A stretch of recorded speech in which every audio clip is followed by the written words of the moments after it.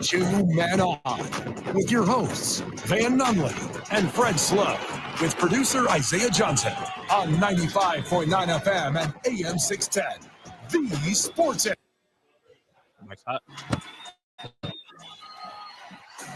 It's Tuesday, Albuquerque. You know what that means? That means we're going to be dancing in the daylight, Van. That's what that means. It's Tuesday. Go on. Just letting you know that's the new standard now is dancing in the daylight. So Ted Danson said that? What are we talking about? No, he did not. Ted Danson's in the daylight. Gotcha. Feel free to Google whenever you get a chance. Simon Gay's with us. Welcome, Simon. How are you? I'm good. How are you guys? Excited to be here. It's been a big sports weekend here. It was fun to celebrate the UNM Lobo football game over the weekend. It was fun to mourn the UNM basketball game over the weekend. It was fun to fight with everyone who thinks John Jones is a cool guy over the weekend. It was a big one. It was like a fun one. And then the Cowboys lost, as everyone predicted last night, on the first play of the game. You know, I was wrong. I was incorrect. Cooper Rush statement game just never turned the corner. To me, it was wild that all those perfect passes that Cooper Rush threw over and over and over again, his receivers kept running the wrong routes or was in the wrong spot. Yeah. Or like just quit running a route. He should have been 55 for 55 for 555 yards. 5 tutties. 5 rushing, 5 passing, 5 receiving. Yeah. Do you think they're running the wrong route, or do you think he doesn't know where they're supposed to be? Come on. Yeah, Cooper Rush is infallible. He's perfect in every single way, especially hair. We're going to dance with the girl we brought. Yeah, come on. It's wild. It's just wild to me, really. Not the one on prime time for old Dallas Cowboys is they were laughed at. I saw them get laughed at. There's something that's super embarrassing when a team on the sideline is laughing at the end of the game. Mm-hmm. That's tough. I'm still unsure. Was it the Texans or the Falcons? Who are they playing? You talking about the uniform? Can you just switch jerseys mid-season? Can you just change your whole color scheme and just be a different team? And I was like, why is Bijan Robinson the quarterback right now? It is so weird. Black and red, number 7. Looking good, though. He's looking super good. Hey, I love black on black uniforms. I will never sneeze at that. How long does Texas, the Houston version, own the title of Texas now football-wise? In perpetuity? Yeah. Just forever? Will they play again? As long as Jerry Jones owns the team. Okay. Yeah, there's that. No, hold on. As long as Jerry Jones is the GM of the team. Yeah. I mean, he can't even fix the roof of the stadium. So that thing fell right down. Dude, someone straight up almost got decapitated. That would have hurt, man. No, they would have been halved. It was like 4 feet from one dude. Yeah, but it didn't just fall straight down, right? It like glided like a little airplane. Yeah, lane, you get hit by a sheet of metal though. It's still gonna hurt. Yeah. Talk about paper cut. A heavy piece of metal. They will have you like Dewey Cox's brother and also, walk hard. If it's happening to you at AT&T Stadium and you know Jerry's there, you're trying to get hit. Like, yeah, sure.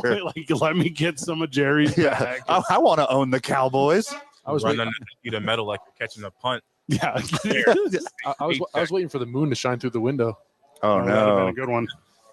Jerry, what do you mean sheet of metal? What am I supposed to do? Build a new stadium? Yeah, that's literally what he said. I mean, there's evidence that you need it. Did you see that shot of Jerry Jones last night where he's just like laid back, fat belly, like super upset about like his team being the exact thing that everyone said his team was? Yeah. All the evidence that we've had all season about this exact same team. It's literally his fault. Yes. You know what I also love about this is now, what's the number one thing that's wrong with Dallas that I've been preaching? There's a lot more now than I thought at the beginning of the season, but I knew penalties and discipline was huge. And now even the reporters are in Jerry's face like, Jerry, what are you going to do about these late hits? What are you going to do about these pre-snap penalties, false starts, holding calls, all these different things? And it's all starting to zero in on Mike McCarthy. You're pretty much talking about McCarthy without talking about McCarthy when you're talking about penalties. Yeah, what do you want to do about holding and offensive pass interference and false start? What do you want me to do? Tear down the whole rule book and start over again? Yeah, Is that what you want me to do? Build a new rule book? Build the rules from the ground up? Is that what you want me to do? Hey, Rio Bravo Brewing cares about their people Which here. is where we are today. Simon, I want you to do me a favor. I want you to look over here where I'm pointing To the left. to your left, directly this way. What do you see on the window What there? are those? What are those? Oh, some curtains. Those are some curtains on the Wow. windows to protect their patrons from the sun, which Jerry Jones will not do.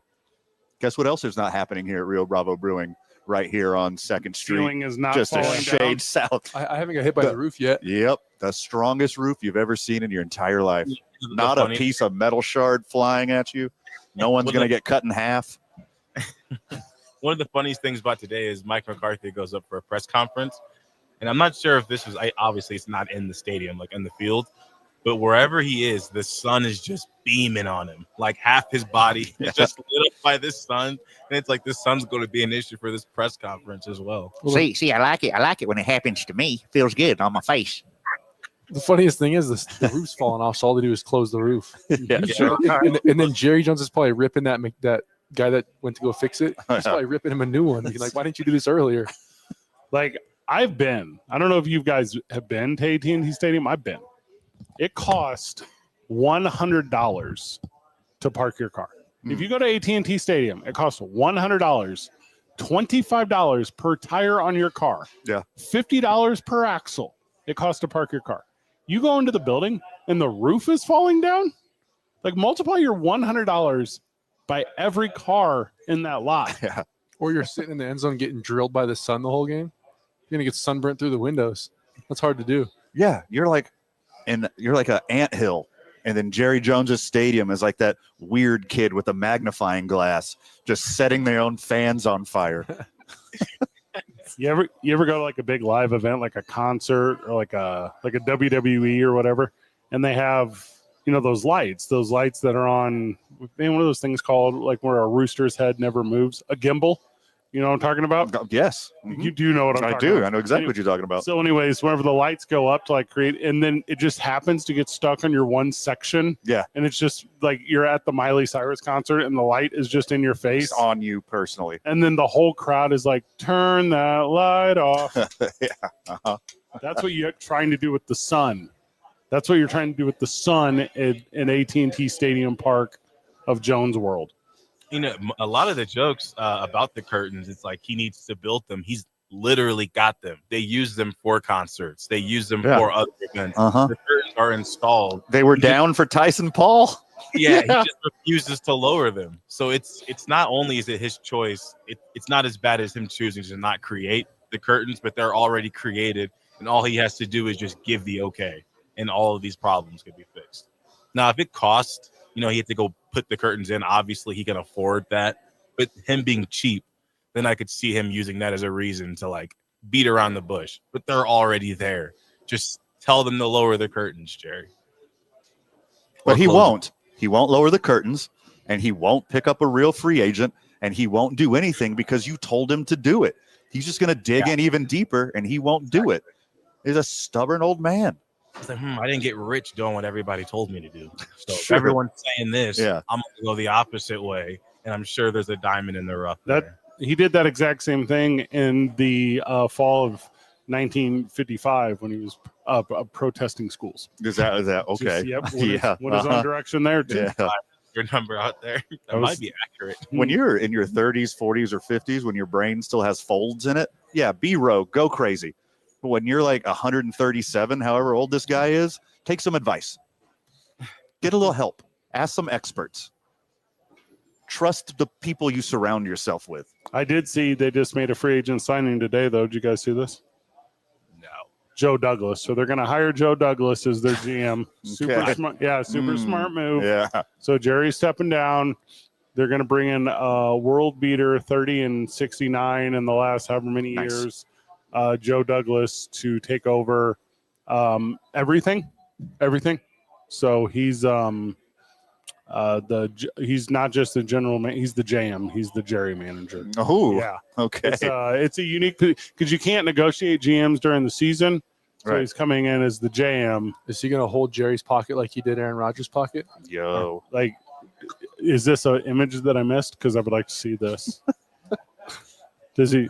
Is this like whenever you there's have no image? It's just the same. oh, He's going to walk around holding his pocket. Yeah. the way you make a It's like child? walk next to somebody Yes. holding the person's pocket. Yeah. Mhm. Like when you're at I got it Disney World immediately. with Yeah. a child. I thought it was Thanks. real. That's how realistic that sentence Or- sounded to me. Like a human leash. And it says here that Al Davis is the oldest GM ever, and he died at 82 years old. Jerry Jones is currently 82. So where I'm going with that is, for instance, take politics, for example, how we were starting to watch Biden's answers, and we're like, all right, you're starting to hear some of his answers change in his delivery. Jerry Jones is starting to get that treatment. People are really starting to get worried. Like, is this deeper than a troll? Is this guy losing it? Is he actually lacking awareness? Oh, we're going to go with Cooper Rush because he gives us the best chance to win games. Jerry, win games. Hey, You guys hey, are winning he games. threw for 350. I don't really think it was his fault. He Yeah. had a decent game, but the team is so bad. It's like, what do you mean? It's give because your us the best defensive chance? coordinator has no idea what he's doing. He's also doing terrible. Blow the whole team Yeah, up. He's creeping up on Jerry, too. How old is Zimmern? He got fired from the Vikings for a reason. Yeah, for Twice. sure. Didn't he get fired twice? I think so. Yeah. But he wasn't listening the first time? Yeah. Jerry says he likes Jason Witten. To do what? They asked him a question like, what do you think about Jason Witten potentially being a coach? Oh, I thought you And meant he to starts run raving better about- routes for Cooper Rush. Where is Jason Witten currently coaching at? I think he's coaching high school right now. Oh, all He right. was doing that while he was broadcasting. But Jerry, he just went on about the accolades and saying that Jason as a person. And I mean, there's a lot of boxes that check off if you're trying to go new coach prospect. You're trying to get that new coach that hasn't been in the league before. I could really see why. And I when I first hear the idea, I think of a bunch of red flags. But the more I think about it, it's hard for me to really. I mean, other than his broadcasting career, I haven't seen Witten be bad at anything. Dude, He it was would, not. it would be a total Jerry Jones move to hire a ex-player with no coaching experience. Like, just go get Ben Johnson from the Lions or the dude from the Texans. Like, get someone who knows how to run an offense. So smart. So easy. So simple. I've told you this all year long. I'm going to tell it to you in the offseason. I'm going to tell it to you up until the day it happens, and the day after. He's going to hire the Staley kid. It's obviously the kid that sucked in San Diego, L.A. Like, because that kid is a pocket holder. Brandon Staley? Yes. Yeah. That dude sucks. I thought you were talking about sucks. running back Deuce Staley. All right, I thought you were talking about Ronnie Stanley, the left tackle for the Ravens. I'm looking at Jason Witten, Yeah. whatever he's doing right now. He's the head coach of Liberty Christian. What? Can you find their record? I think he might coach his son. I think he coaches his son. I think his son It's a might be. private If college. he's not now. He was. Oh, it's a college. It's a Christian school in Argyle, Texas, which I've never heard of. Oh, right down the street. But here's what I do know about Jerry Jones and talking about Jason Witten. How many years ago was Jason Witten in Dallas? Like, what's the real answer? It was like 6 or 7, something like that. I was gonna say I think he's 7 17. years. He left. Did he retire in 17 or 18? Sounds correct. Yeah. Yeah, I don't know the exact So date. this is what old head. What's that? I was gonna say he played for the Raiders in his very last season. The Oh, Cowboys, yeah, I think you're Okay, right. yeah, I wouldn't have got that. This is what happens when old heads get Alzheimer's. Like they go back to things Yes. that they remember and they were comfortable with. Like I can give you a bunch of examples from a campaign trail I just watched over the summer, but like this is where dudes go when their brains are going. Yep, hard agree. And the best thing that they could ever do for Dallas, He played both 2020. both like real. Witten did really, Yeah. and again that's Yeah, still Raiders. 4 years ago. That's still so long ago. I often forget what year it is too. Like the best thing that works out like for on-field product and financial product, getting to the front of the draft. Draft Shadur Sanders. I don't think he's a world beater, but he's going to be at least a functional NFL quarterback. Deion Sanders is your head coach, and you go and get the best offensive defensive coordinator on the market. Like Deion, you're just a motivator. You're just a locker room guy. You have nothing to do with X's and O's. You're the face of the franchise. Don't worry about calling plays. Keep your son in check. Keep the locker room in check. Have fun. Keep these guys in order. and we're going to go out and get you the 2 best coordinators. That will absolutely crush it in Dallas. It would, but they can't because they just gave Dak all the money in the world. Exactly. And Trade him. He's got no trade clause. But here's the thing. So maybe he would agree, but he just had his house built. Like he had his house torn down, and it might still be being built. But he had his house tore down and remodeled, and he's having the whole thing rebuilt. You know the cost of Jepsen right now? If it's still being built, you can just tell him to stop. Yeah. Just leave it there. What did he tear down faster, his house or AT&T Stadium with his play? How's it going? What went faster? The house. Okay. House, but this pretty The problem with the Cowboys, like this is a real sports take. This is not me telling a joke. They're the most willing team to pay a high round draft pick again, like to just justify wherever they drafted that player originally. Sure. Like, so they end up with all this kind of crap here where they need money for guys that actually perform, and then they pay, and it's not always that, although Dak Prescott is the highest, so it's not a prime example. But it's Trevor Lawrence now. Yeah. Well, he is also not good. But that's the deal. Yeah, they to justify their previous decisions by Jerry Jones, they pay inflated contracts on guys that they probably should give a chance to go to the market, do poorly, and come back. But they don't, because they want it to look like, oh, we're the top tier drafting. Look, guys we drafted 8 years ago are still on the roster. And you're like, are you winning chips for guys that have been in the league 8 years? Have you seen have you seen that commercial where the old guys, like Jerry Rice and Emmitt Smith, are saying they should go back and play? Yeah. I think Emmitt Smith will be better than everyone on the Cowboys. Right now. Take out CD. Okay, yeah. We'll take them all out. Well, he'll be the best running back for sure, and he's like 60. You should just go ahead and fight Jake Paul then. Well, I thought, who's the president that's like 100 years old? Jerry Jones. I think Jake Paul's going to fight. What is it? Carter? No, not Carter. Jimmy Carter. That's him, right? Yeah, you're right. Jimmy Carter. I mean, he is 100 years old as of yesterday or something. I think Jake Paul might win. If the money's right, I say go for it. Jimmy Carter. Well, that's the thing too with Jerry. Like he spent all weekend. Just give him like a robot exoskeleton. That only like and then have like an esports team control Jimmy Carter and his robot skeleton against Jake Paul. I'm in. What is the? Do you remember that toy as a kid where it's like a plastic boxing robot and you press the button and the Rock'em Sock'em Robots, baby. Yeah. That's what you put him in. Put him in one of those. Last thought on this before we get away from this. Jerry Jones had his highlight of the year Friday night with Tyson and Paul in AT&T Stadium, bell of the ball. Like his best friend just became president. Like he's on literal cloud nine. And then this Monday, yesterday, in front of the world, he lost to Lil Brother badly. In embarrassing fashion. The only hope for Deion, which he already ruled out, the only hope for Deion is if you go get Travis Hunter. Because unfortunately, as much as it breaks my heart, Shedeur Sanders, unless he signs in 4 years, will not be a Cowboy. No. Well, and Deion's not going to be a pro coach next year. Like he's a college coach until he wins a championship. That's what I'm saying. You use the college method and have Deion coach the Cowboys. It doesn't matter that he's the head coach or not. You just need the 2 best coordinators behind him. That would be a disaster if Deion Sanders was coaching that team. Okay, what is it now? Yeah. True. Okay. I feel like at least it'd be a fun disaster. Yeah, exactly. I think Deion would be good. He keeps saying he's not going to the NFL. The reasons he's giving are legitimate reasons, but at the same time, that's going to make an NFL team offer more money. So we'll see if he even takes interviews. If he takes interviews, I think he's going for the money. People would play their hearts out for Deion in Dallas. Yeah. Like I'm one of the greatest to ever do it. I left my blood on the field. I left my sweat on the field. I left like 3 toes on the field. They're going to sign a corner as their head coach, but it's not going to be Deion Sanders. It's going to be former Cowboy and current defensive coordinator for the Detroit Lions, Aaron Glenn. It's not the worst idea. It's not the best. He will be the guy they get.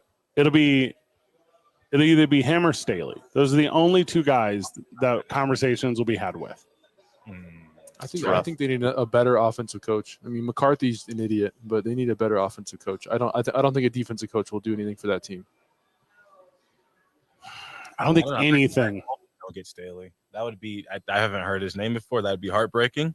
I mean, I don't know where the Belichick talk went. I hope it steams back up. But actually, I don't. Hopefully, we just leave it alone because then Jerry won't feel pressured to not sign him if no one's just talking about it. But if the whole world is telling him to sign Belichick, he's not going to do it.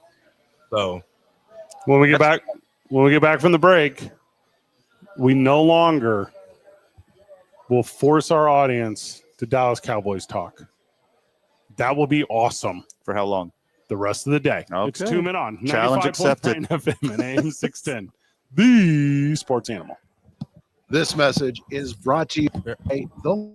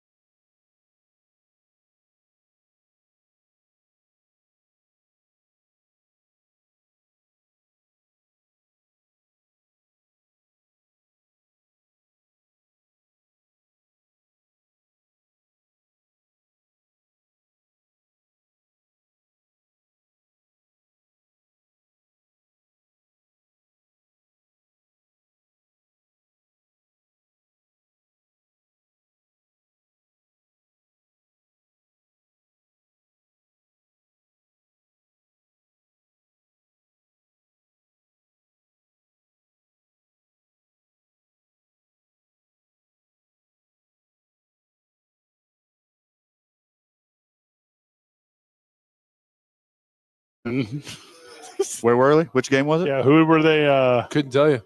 Don't even know. All I know is that you guys said there's a game. The big matchup for the Lady Lobos against the Lady. I should probably look this up. Roadrunners. Unless they're playing UTEP, they could be. I want to tell you, I think it was like Texas A&M. That's what my heart is telling me. Corpus Christi? It was Texas Tech. You were close. Let's go. And they lost by 7. You know, that's a tough loss.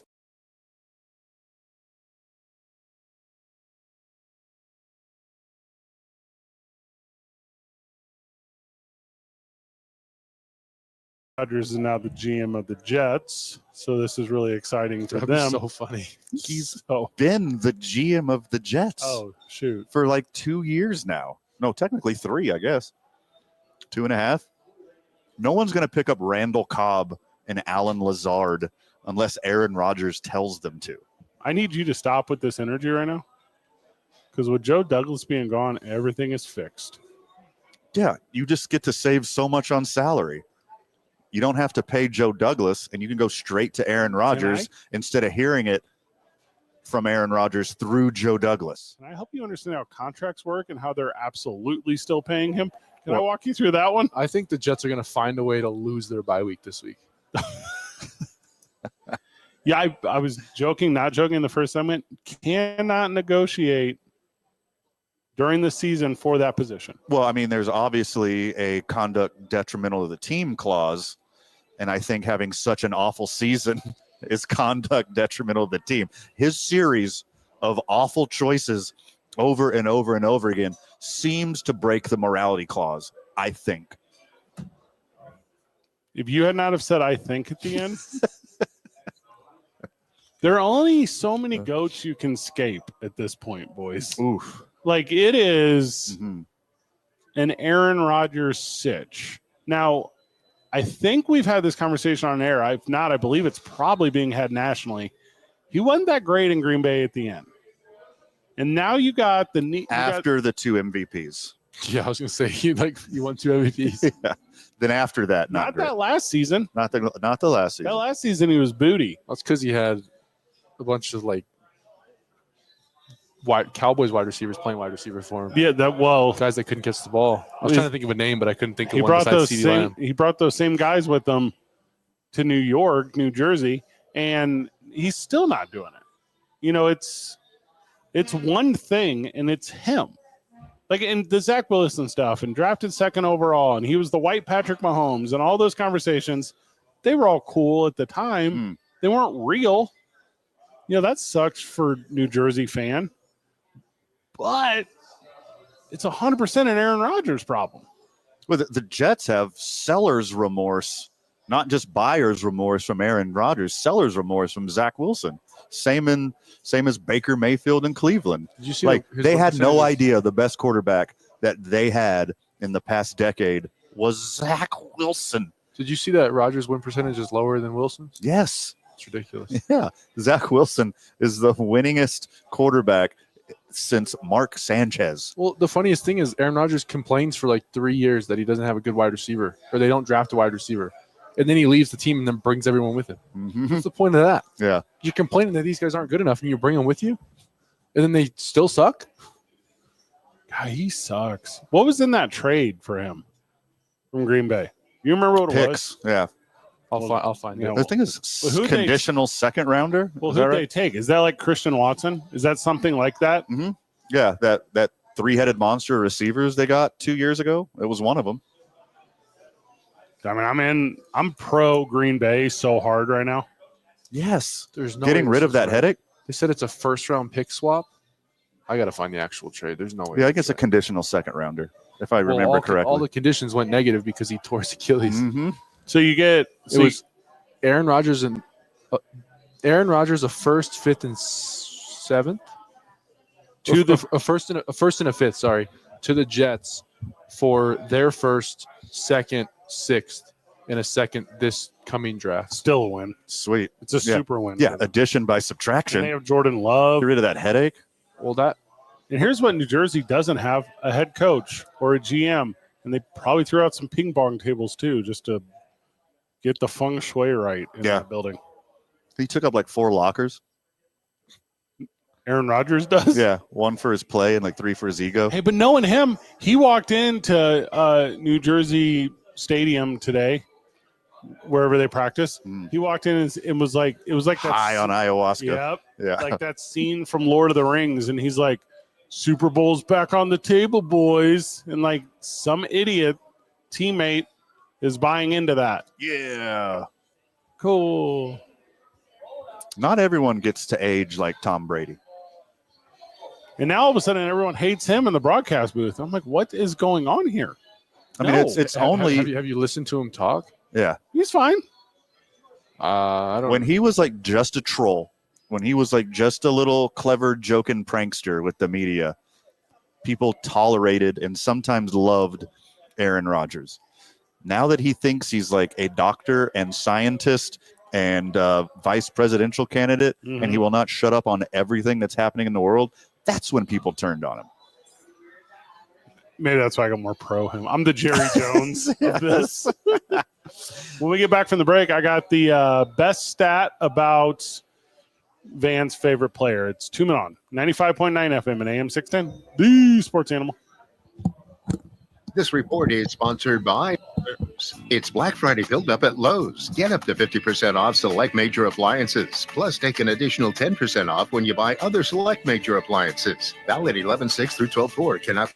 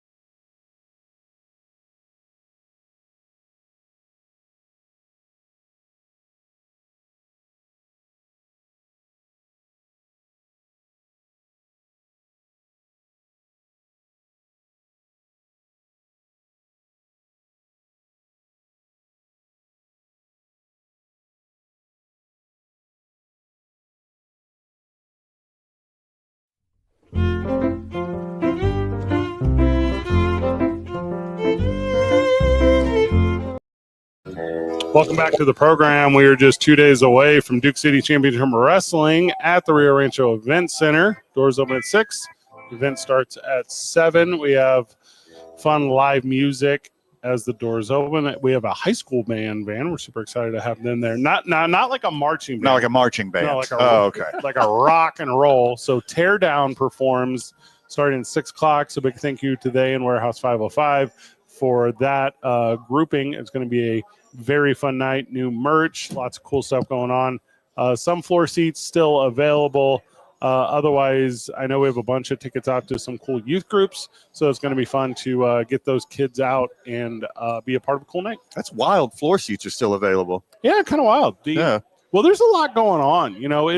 Also, Sure. there's a Lobo basketball game Thursday night. There's just, the holidays are tougher, but it's a big walk-up crowd there at the Rio Rancho Event Center. And if you want to save your service fees, instead of going to dccwtickets.com, walk up to the Rio Rancho Event Center and you can get them there at the gate. But it was a couple hundred people at the gate last time. So that's awesome. The only difference between this one, though, and the show we did in August, it's cold now.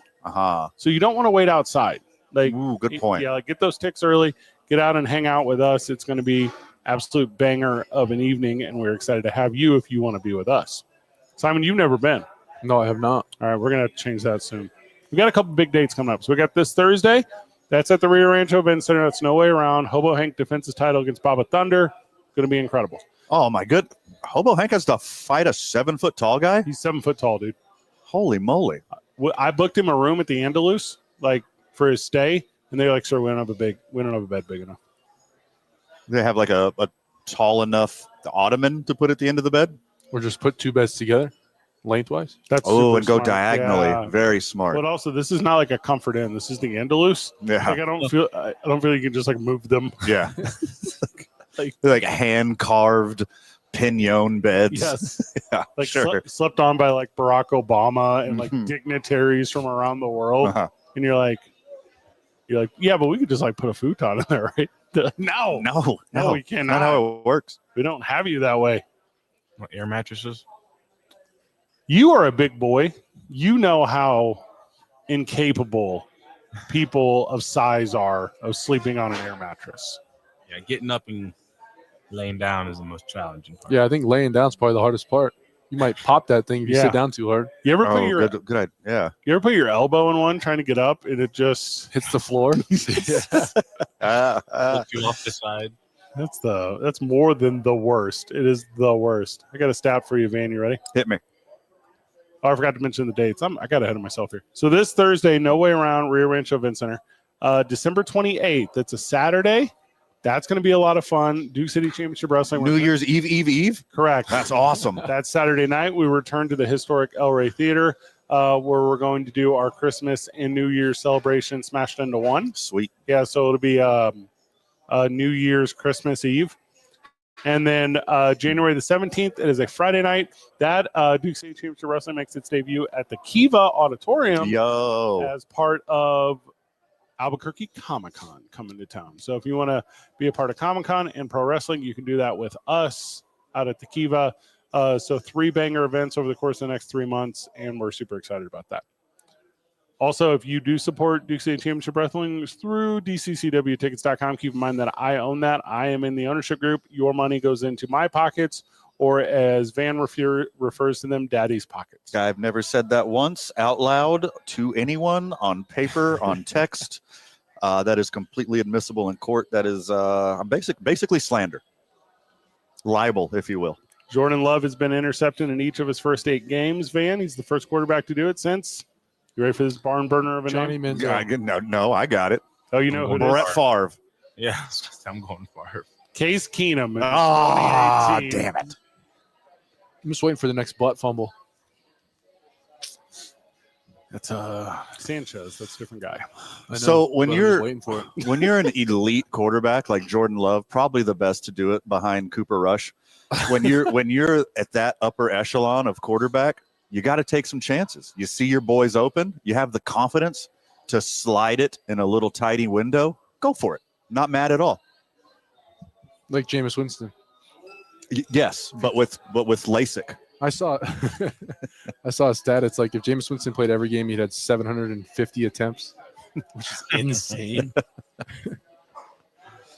But he never threw 8 interceptions in a row to start a season. So Well, because he all lumped them into one Well, groupings again. he threw 30 picks the last time he was a starter with like a ton of first drive interceptions. That was his thing. First drive of the game, interception every time. yeah, but if you're moving the ball down the field, I mean, like, what's a turnover inside the 20? Man, he threw for 5,000 yards. He's doing something right. I think Jordan Love's on the way to that exact same season. All right, so it's funny you're saying this. The only other Packers quarterback to ever do this is a guy named Irv Comp in 1944. Never heard of him, but he was legally blind in one eye. Also, he led. Dang, he's like White Jameis. Yeah, he led the Packers to the NFC or the NFL championship that year. This is before it was the Super Bowl. So there you go. So he's old. Shout out Irv. Yes, very much old. It's like before Lombardi. Yeah, you should run for president. You probably win. 1944. I don't think all the best athletes were in the NFL, guys. There's some other stuff going on in the world. Not everyone had shore leave from the Navy. Yeah, Danny Amendola had not been drafted yet. Oh, good point. His grandfather, though, got out of work at the butcher factory. Daniel went Amendola. straight to the gridiron. Irv was not in the military because he had one blind eye. Like, that's the reason. How do you think he lost his eye? Oh, yeah. BB gun accident. Oh, okay. You know who the MVP was Squirrel in 1944? I'm going to take a guess. There were only 4 teams.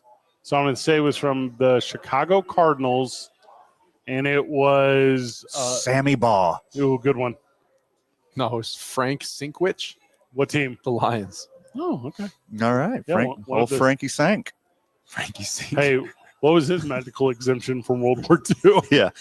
Did he have more toes than Deion Sanders or just about right? The Army was like, what was his name? Frank Sinkwich. The reason we didn't send Frank Sinkwich across the See, you can't say any of this because he served in World War II. Told you. They all did. They all did. He was a merchant marine in U.S. Army Air Force. All right, so 1941 to 1944, everyone. there was a league of their own. There was the women Marine Corps played in the NFL. Rejected from the Marine Corps due to physical reasons. That means he got an STD. Too strong. Flat feet. Fun fact. Oh, he was flat-footed? Dude, all this stuff's on Google. That's so So funny. let me get this straight. You can become NFL league MVP with flat feet, but Yeah. can't walk on a little beach in Normandy. Yeah. Come on, guys. You're going to roll an ankle. You know how tough it is out here? It's so hard out here in these streets for us flat-footed people. Can't even fight in the war. What was his name? Got to slum it in the NFL, be Eugene- MVP. Eugene what? Frank Sinkwich? Frank Eugene. Sinkwich. Oh, that was pretty close. They couldn't send over old Sinkwich. There wasn't enough Z-packs on any of these naval ships. Because he was packing too much of a lip. You think Jared Goff is studying his tape? Like the last good Lions quarterback? Was he the quarterback? No, running back. Oh, okay. Oh, my yeah, bad. there we He was go. the running back with flat feet. Gah. So he's probably running like Isaiah Pacheco, beating up the ground. Yes. Or me. High knees every step. But he's running over everyone who failed out of boot camp. Like the only guys in the NFL. I wish there were highlights from back then just so we could see that. There's probably radio highlights. Yeah, super grainy. Yeah. Like one guy cranking the camera, taking picture after picture. This is how we do it in the moving pictures here. Mm. Can you imagine some of the language that was used that you just can't use today? Yeah, it's coming back in the next 4 years. Well, you can do anything now. We're living in that world. We're live at Rio Bravo Brewery. It's Taco Tuesday. You know how I know? Those people just got some. 2 Men On, 95.9 FM and AM 610, the Sports Channel.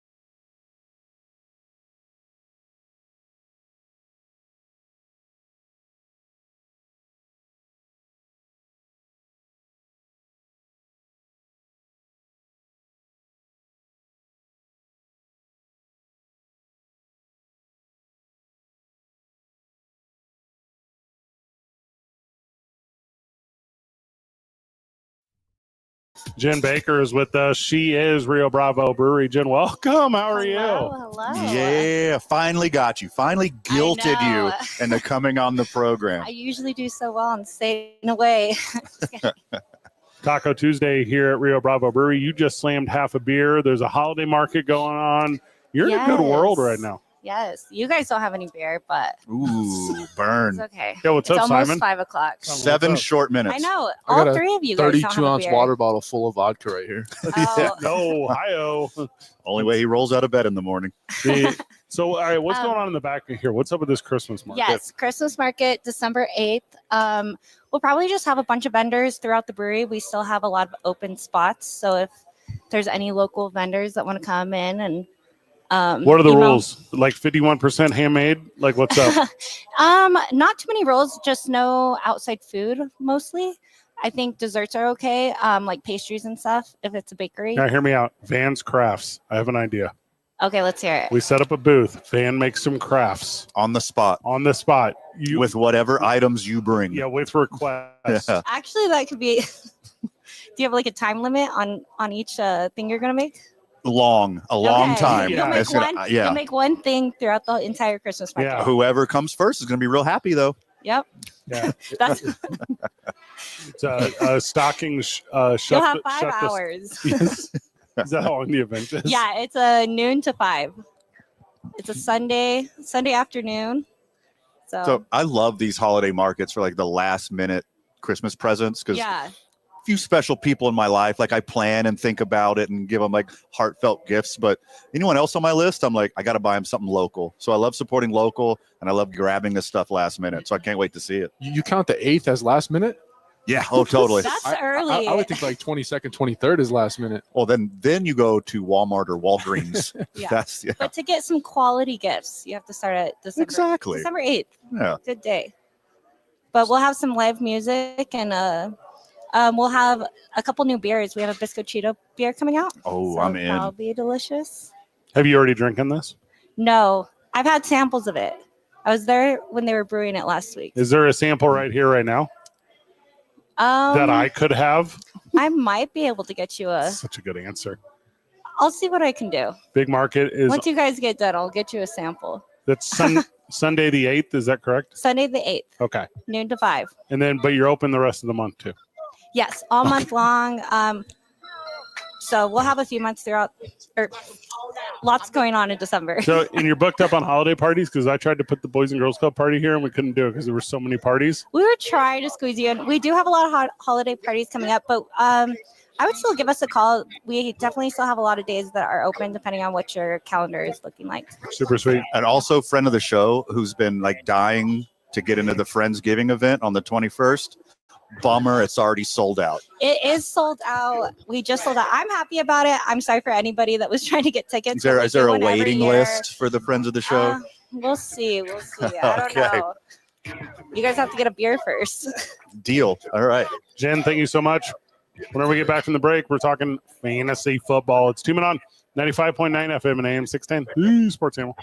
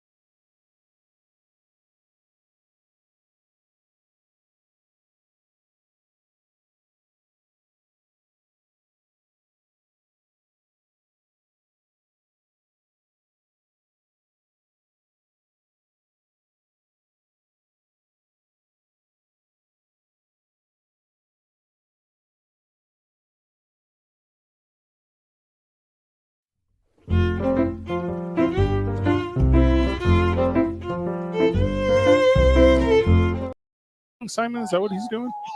I don't know what you'd call that. He's with a friend of the show, though. All right, well, he's going to make his way back. A double fist shotgun. Yeah, what he's going to have a story right here. All right, welcome back to the program. Now, Van, what verb would you use to describe how you just drank that beer with a friend of the show? Jovially. Is that a code word for double fisting while shotgunning? Well, I mean, I had to drink the head off of it, right? Like, I don't want to have any spillage when I'm sitting at the table. By the way, Jen's not back with us here, but I'm having the coffee porter, which is fan-friggin-tastic. Coffee porter. It's a whole magical experience. Coffee porter sounds like a cool name for a rhythm and blues guy. Every time I drink a porter, everyone makes fun of me. Well, like, that's so gross. Most of the things in your life. Okay. Don't apologize for your sophisticated palate, Simon. Simon Gay is with us. We're talking the world of fantasy football. You may be crushing it in fantasy football the way I am. 8-3, sitting in first place, stacked roster. There are 6 buys this week, Simon. Yeah, someone's got to fire the scheduler. We are in a tough spot because we didn't look ahead and we don't have any talent on our roster for the weekend. We're going to be. I'm in a bad spot in one league. I think I have like 6 guys on bye. So more buys this week than a Chaperone concert. Like, honestly, if you're already in the playoffs. What does that mean? Yeah, somebody gets that joke. I got it. If you're already in the playoffs and you have a lot of buys, don't even drop anybody. Just take the loss. You don't want to drop someone that's going to help you win the championship just because you want to try to piece together a lineup. Yeah, but I do want to win every game. Yeah, but if you're in first place and you know you're going to be in first place, don't drop someone that you're going to use later on just because you have 6 bye weeks like me on one team. I'm already in the playoffs. I'm not going to drop anybody. I'm pretty fortunate not to have any like really kill me this week, but both Bijan Robinson and Breece Hall are out, and that's going to hurt a lot of people. Yeah. Breece Hall is on my bye. I got Cook on a bye. I have James. And Lana's on a bye. There's all types. I have Josh Allen, Alvin Kamara, and Bijan all on a bye. So I basically lost. Just take an L. Yeah. So I basically lost. I mean, who are you going to pick up? I mean, we have some guys you can pick up, but. Well, that's the thing, too. Like, because when you're looking at, like, top available players, you're not necessarily even looking for the best players. You're looking for guys who are playing. Sure. Like a warm body. All right, I'm looking at present roster. And I'm only going to talk to you about guys that are, like, 50% or less. Okay. If you need a tight end, Cole Kmet is available in a lot of leagues. So once the first week after firing the coach, which was this past week, he was involved again. So, yeah, for sure. So you think he is in the mix? Also, the running back for the Giants is rostered in less than 50% of league Singletary. I wouldn't play him. No, you don't think so? No, Tyrone Tracy's the starter there now. He overtook him. And they're bad, so I would not play the backup running back on I wouldn't play either unless you're like in a like Neighbors is the only Giant you want to play, right? You could play Tracy. I mean, he'll catch some passes. They're going to get smoked, so they're going to be throwing the ball a lot. Good point. I think the Rams are also going to get smoked this weekend against Philadelphia. I think they're going to be throwing the ball a lot. And I think the Robinson guy might be worth a play. He's only rostered in like 25% of leagues. Yeah, the Eagles have been really good against number 1 wide receivers. So there is a chance that like Cooper Kupp does nothing, which, I mean, it looks like it will happen. Yeah, Robinson's decent. He just got a chance to catch a long touchdown. He's fast. Yeah, Eagles got those exciting whites locking down wide receiver one. That's a good call. Is Gus Edwards legitimate after last weekend? No. Thought he looked good. Yeah, he was okay, but Dobbins is ahead of him, and they throw the ball a lot now for some reason. Like a total change of game plan just all of a sudden. Outside of that, not a ton of talent on the waiver wire. Adam Thielen, he's coming back from IR this week. He's on the Panthers, but if you really need someone, he could add him. And then Roshan Johnson for the Bears. He got the goal line work. He scored a touch. I believe he scored a touchdown this past week, unless I'm thinking of someone else.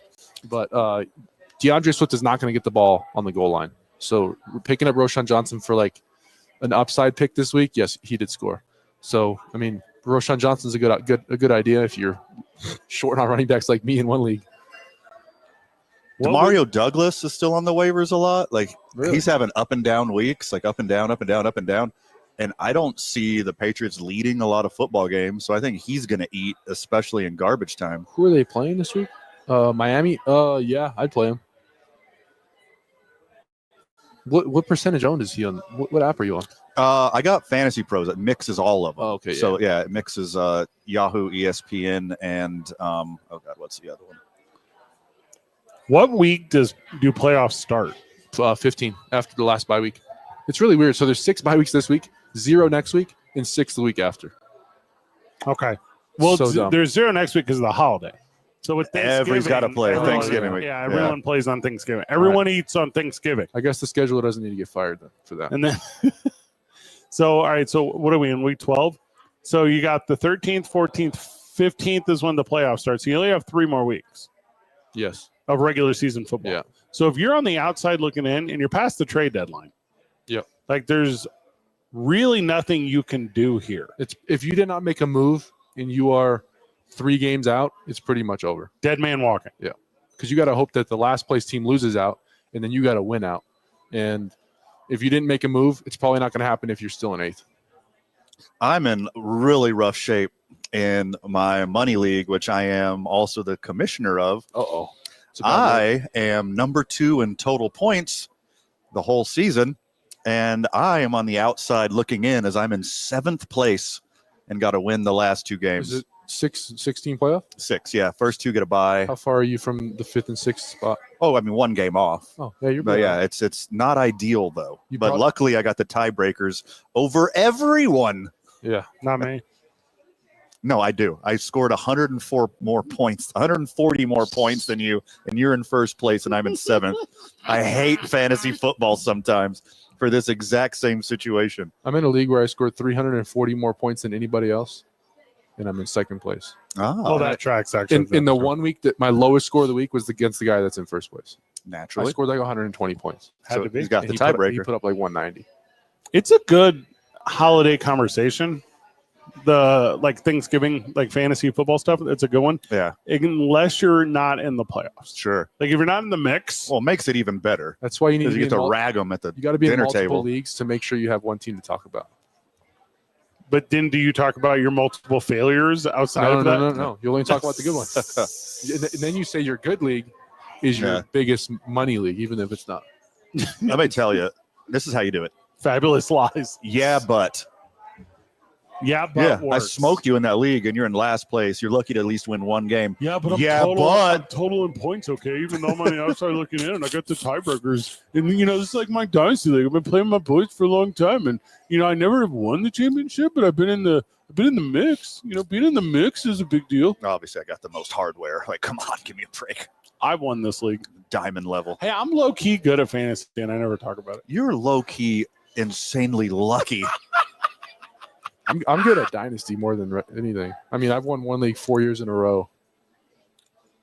Yeah, but My don't team they is just just kick you dumb. out eventually? No, not when you run the league. Ah, well, there's that. Yeah. Take your ball. Go home. There really aren't very many options this week, though, unfortunately. It's a weird year. All the star running backs have not gotten hurt, which is what usually happens. Yeah. Everyone usually gets hurt, and no one's gotten hurt this year. Well, do you remember Christian McCaffrey? That's not what I'm talking about. Oh, I'm talking about like Derrick Henry, Alvin Kamara, James Conner, all the old guys that people thought were going to get hurt haven't Yeah. got hurt. Yeah, there's not that one miracle pickup from the guy with his playoffs hopes on the line, and he's got number 1 on waiver priority, and there's that diamond in the rough there. That doesn't exist this year. Well, there is one in this week. It's old boy coming back for Tampa Bay. What's his name? Evans? Mike Evans? And Well, I mean, he's not going to be on the waiver wire. Isaiah Pacheco's coming That's a good back. point.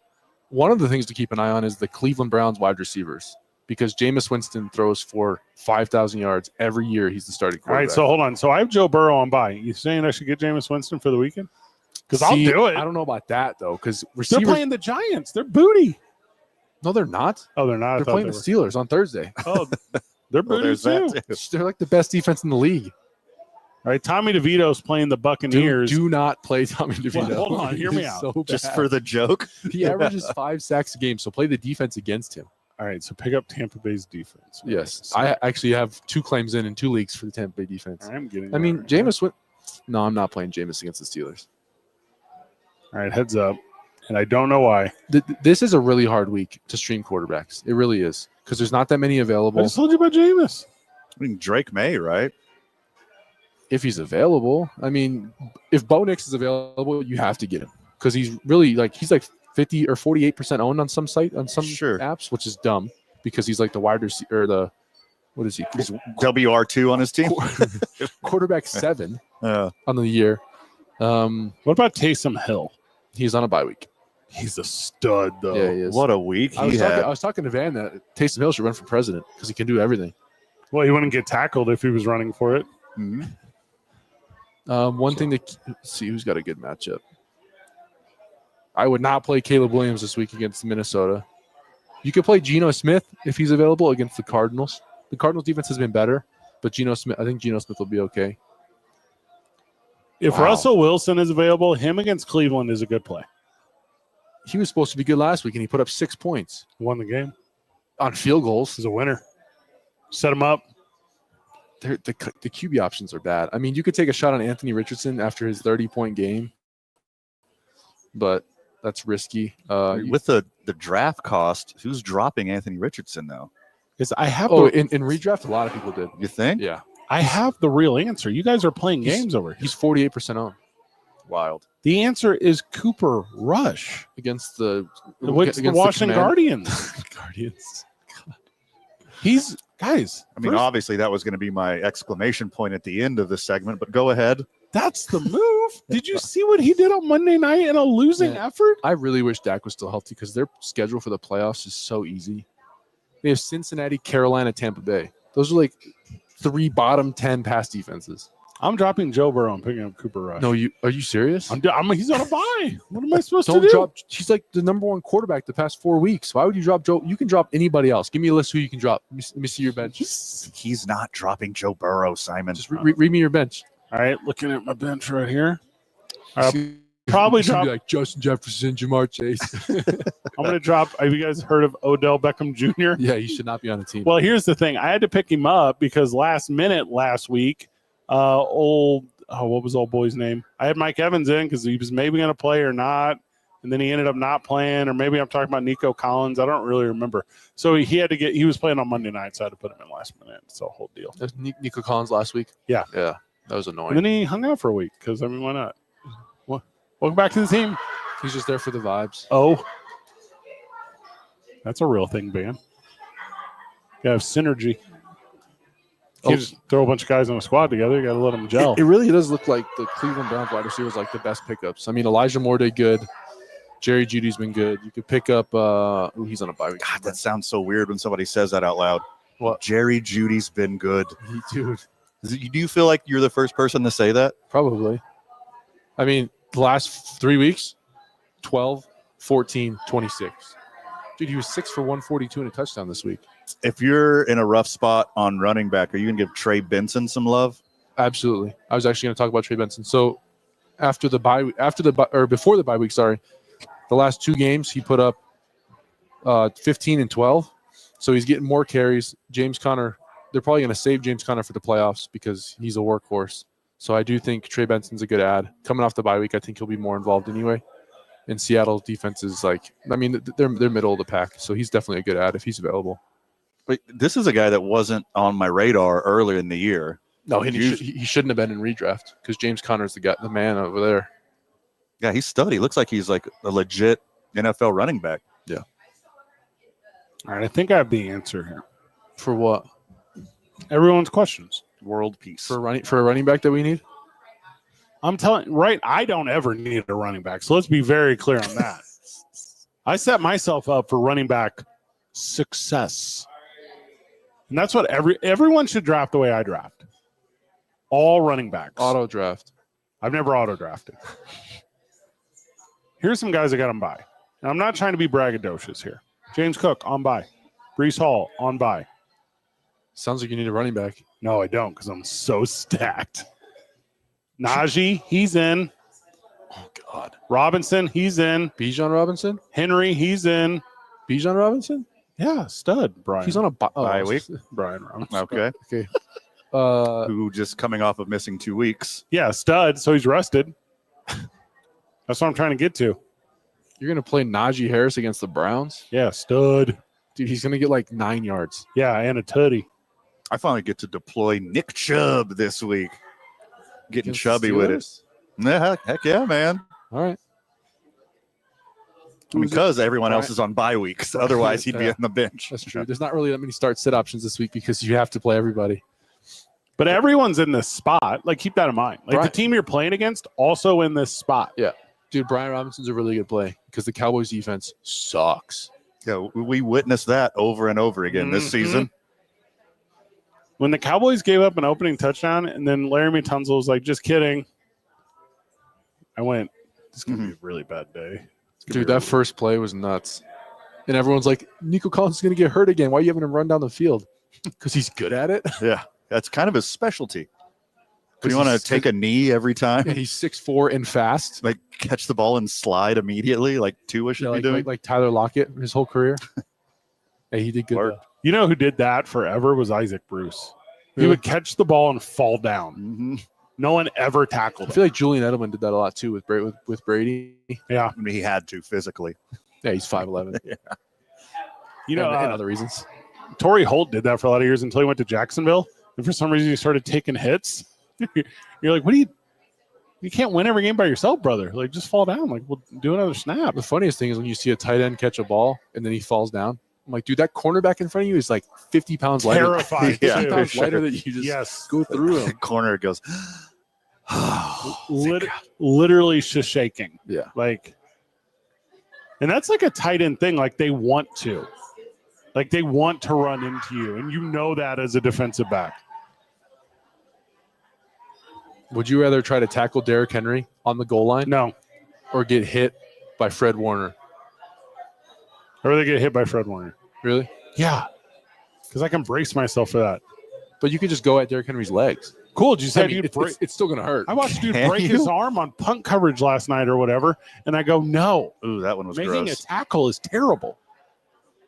That was super gross. So you get absolutely clobbered by Fred Warner, Supermaning through the air to spear you. Yeah, but you get up. I mean, you just got to get the wind out of you for a second. Wind that you didn't want in you in the first place. We get back from the break. We can continue from Rio Bravo Brewery. It's 2 Men On, 95.9 FM and AM 610, the Sports Center.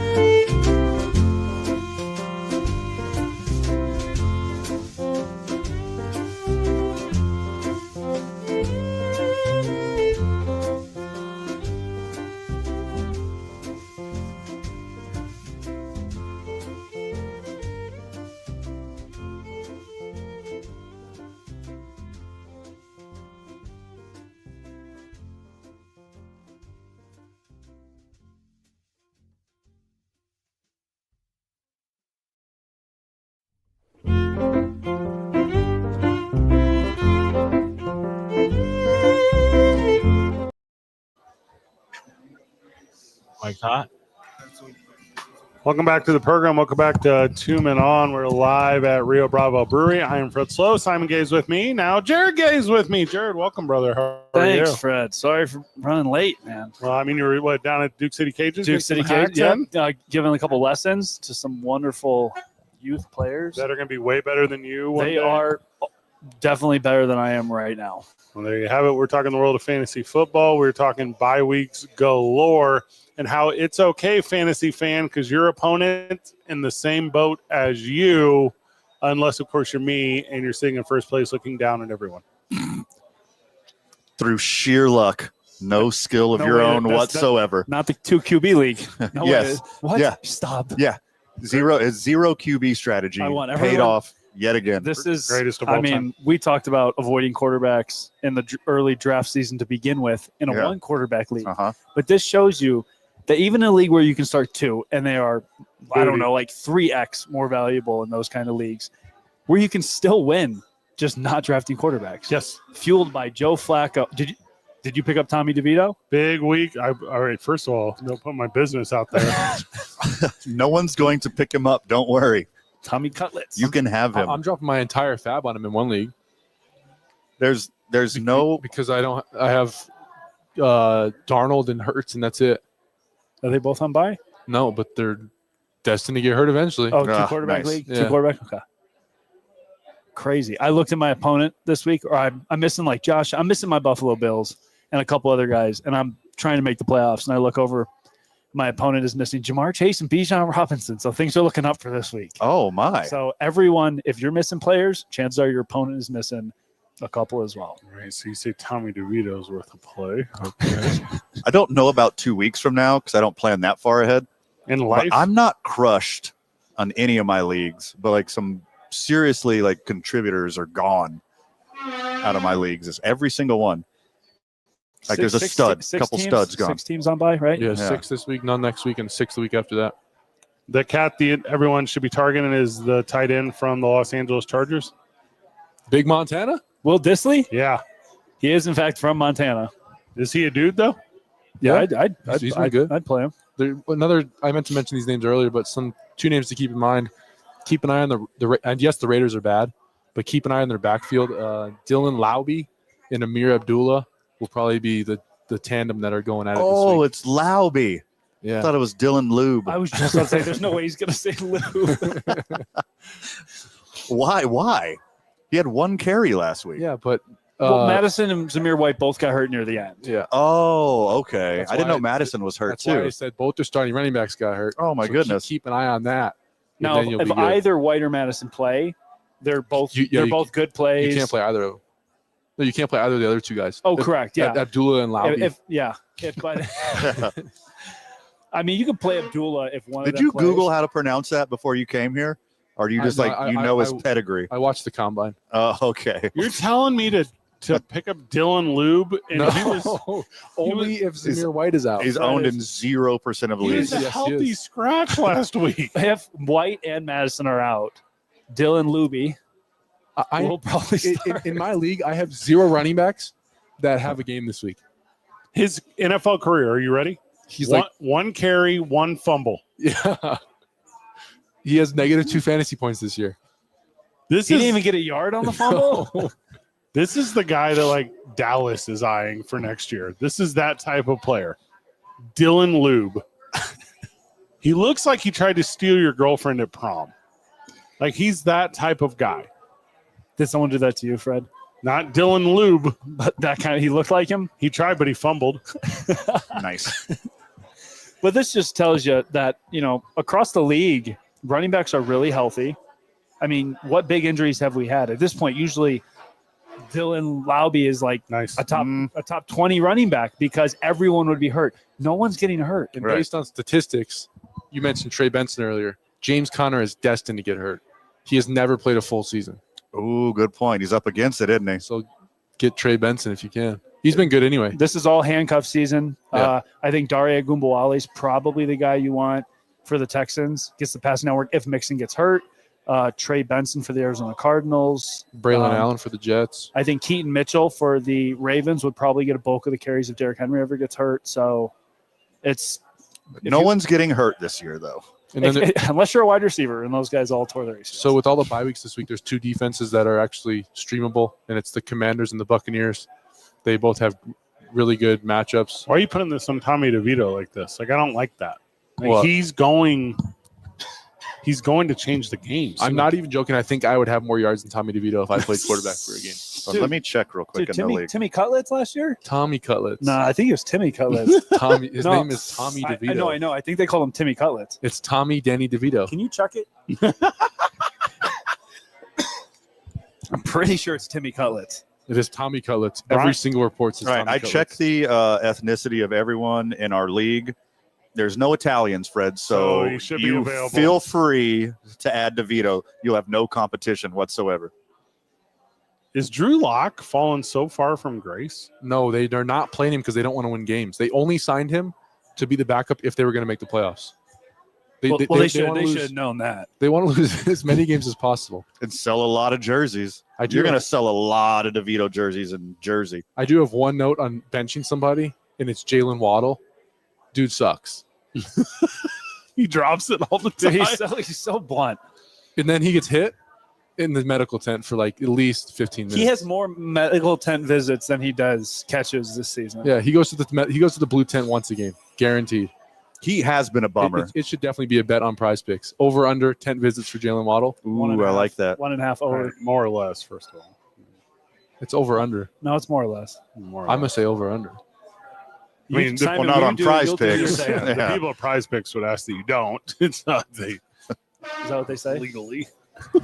Really? Yes, More- really. More or less. Otherwise, One it and a would have half, been 10 the other visits. thing. Yeah. All right, so Yeah, Waddle has been a huge bummer. You benching Waddle on bye week the week. Play Jonnu Smith over him. Jalen Coker for the Carolina Panthers. No, Adam Thielen's coming back. Okay. There you go. Adam Thielen or Grandpa's coming back. Grandpa. I can't believe he's still in the league. All right, look- Jalen Waddle, who is my WR2, I'm not playing Deontay Johnson over Waddle. or No way. Keenan Allen. Oh, jeez. Wait, Is this one of the biggest losses I could ever choose? What was the question? Keenan Allen or Jalen My Waddle? Jalen Waddle, who is starting as of right now, or my only non-buy wide receiver, weak, Are we not talking about- sexually, I was just Keenan about to say- Allen. I will say Keenan Allen has outscored him 3 weeks in a row. Okay, I was All right. gonna say Keenan Allen. Keenan Yeah. Allen's playing who? God. Minnesota. yeah, but No. Jalen Waddle. Minnesota's good. Okay, DJ Moore is going to Nancy Kerrigan Keenan Allen, though, like quickly. Like, no one is more mad on the field than DJ Moore. He's so mad. He has a every- horrible attitude. He told them not to get rid of Justin Fields, and they did it. Well, because his opinion doesn't matter. His opinion's like the fans to Jerry Jones. Van, I'm probably going Keenan Allen. Divisional game. Bears were, slinging a little bit. I don't think the Vikings defense is as good as we think, and the Raiders will not be able to keep up with the Dolphins. So it's just run it. Jonnu Smith is probably the wide receiver two on that you team. make a actually. strong case. All right, so Waddle in another league. Waddle, who is my last flex. Or no one. I have no one on my bench, Give so me the- I will give me- have to give me go. the- give me the I will top free have to. agent, 'cause I these have are- to go to the waivers These here. are questions that the listeners have to. This is kind of like exactly what we're going for right here. All right, a underperforming Waddle, or hold on one second. Let me pull up the waivers. Let me pull up the wide receivers. The Minnesota Vikings are really good. All right, in projected points, Thielen He did just. Simon just said that. I'm playing Thielen over Waddle. trying to get to Kayshawn or that booty. No. That's right. Slayton. No. Okay, so it's Thielen or Waddle, right? Yeah, it stinks. Yeah, You're not playing Booty over Waddle, or not even like thinking about it. He's not. I wouldn't. Give me his last 3 weeks. 3, 8, 7. I mean, Waddle can do that, and Waddle has better chance of scoring. Yeah, I but think.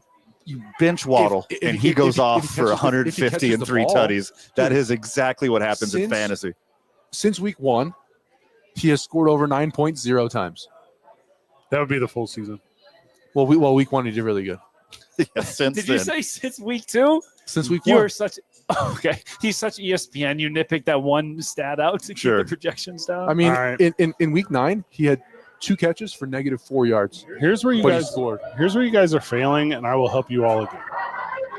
This is the final year of Tommy DeVito's contract. He gets a chance late. He probably only has 1 year contracts every time. He had a 3-year contract. And we know that because we met his weird agent, Sean Stellato, Gibbiati, Yeah. something like that. Who, by the way, Stellato? was awful. He was terrible. Oh my goodness. And he is, in Tommy DeVito's ear, give him a little whispery boy that's saying, put it on Tampa Bay. Go out there and get yours and Matt Flynn yourself into a contract. He's going to score 50 points this weekend. You could have got me with like 25, Fred. I probably would have Not backed you happening. there. Tommy DeVito Not will happening. maybe hit 20 points in fantasy. Maybe. But Malik Neighbors is going to go off. When we get back, one more of the boys. We're at Rio Bravo Brewery. We're having a heck of a fun at this one. Taco Tuesday as well. I need to eat before I go because, Van, I have to go to the Rio Rancho Event Center tonight and build a wrestling ring. Ooh. It's 2 men on 95.9 FM and AM 610. The Sports Animal.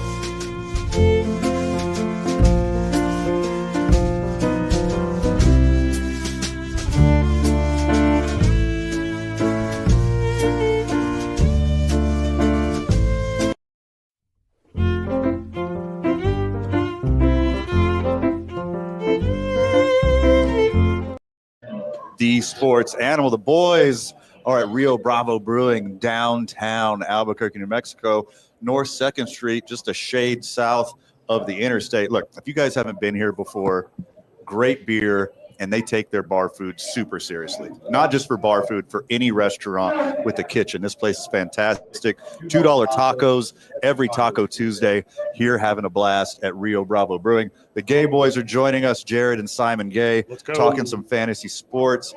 Fred Slow is joining us on the program. We just had a friend of the show walk up to us and was asking about where the hell did Travis Kelce go. Before you guys give your answer, allow me. Taylor Swift wasn't there in person to work her devil magic. So not only did Travis Kelce have a bad game, the Chiefs aren't undefeated anymore, and the mojo is gone for the rest of the season. Chiefs won't win another game. Travis Kelce won't catch another pass. They're going to break up. She must have been just flying around in a private jet for fun. Yeah, for sure. She knew that they were going to lose. and she just couldn't be there for it. I was wondering why the game was just 5% more enjoyable, beyond the fact that the Bills won. Nobody wants to go to Buffalo. Have you been to Buffalo? Yes. Yeah, Buffalo's pretty sweet. I just drove through it one time to get to Niagara You Falls. talk about South Canada? You don't like Buffalo? I mean, what am I going to go to Buffalo for? The Applebee's? To watch a Bills game. I'm good. I mean, You're talking to Mr. Anti-QB. He is not going to go watch. He just said he drove through. He has no idea what he's talking about. He has no idea. I did. There was a sizzler. All you saw, all you did was get wet by Niagara Falls. That's it. Well, not even like wet, just like mistied. You didn't even ride the boat? No, I just went to the Oh my edge gosh. thing. Well, I didn't have a passport. So you're telling me you don't need a passport to ride on the boat. Well, I didn't know where it went. It's not like I was going It's to just, stay in the line. going to drive you under it. You get soaked. You No, get I misted. didn't do that. I didn't do that. So you're telling me Taylor Swift didn't want to climb up to the top of an RV, get slathered in ketchup and mustard, and jump through a flaming table? Did you see? How could she possibly skip out on that? Did you see Nate Burleson jump through the table? I did and not. absolutely smoke his head on the ground. Oh no! He did like the little elbow thing, and his head goes, boom! Not another concussion. I saw one video. I think it was the Colts mascot 2 weeks ago. Went through a folding table, but some guy volunteered to lay on the table.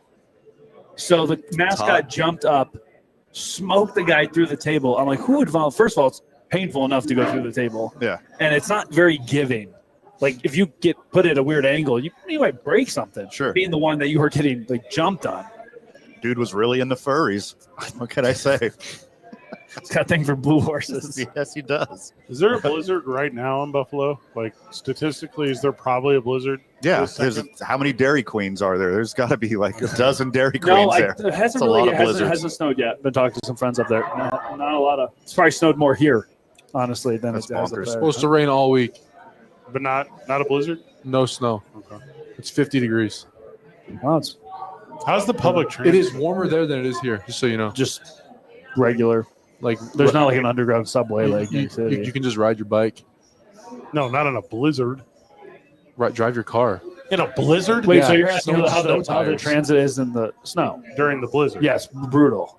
That's what I would think. Snow tires. It's a thing. Is this why the schools are failing there? Because their school days all New the York's like top 3. Yeah, you want to talk about failing schools? Not you, New you York. live here. time? Buffalo. What I schools are didn't go failing? to school here. You did after that comment.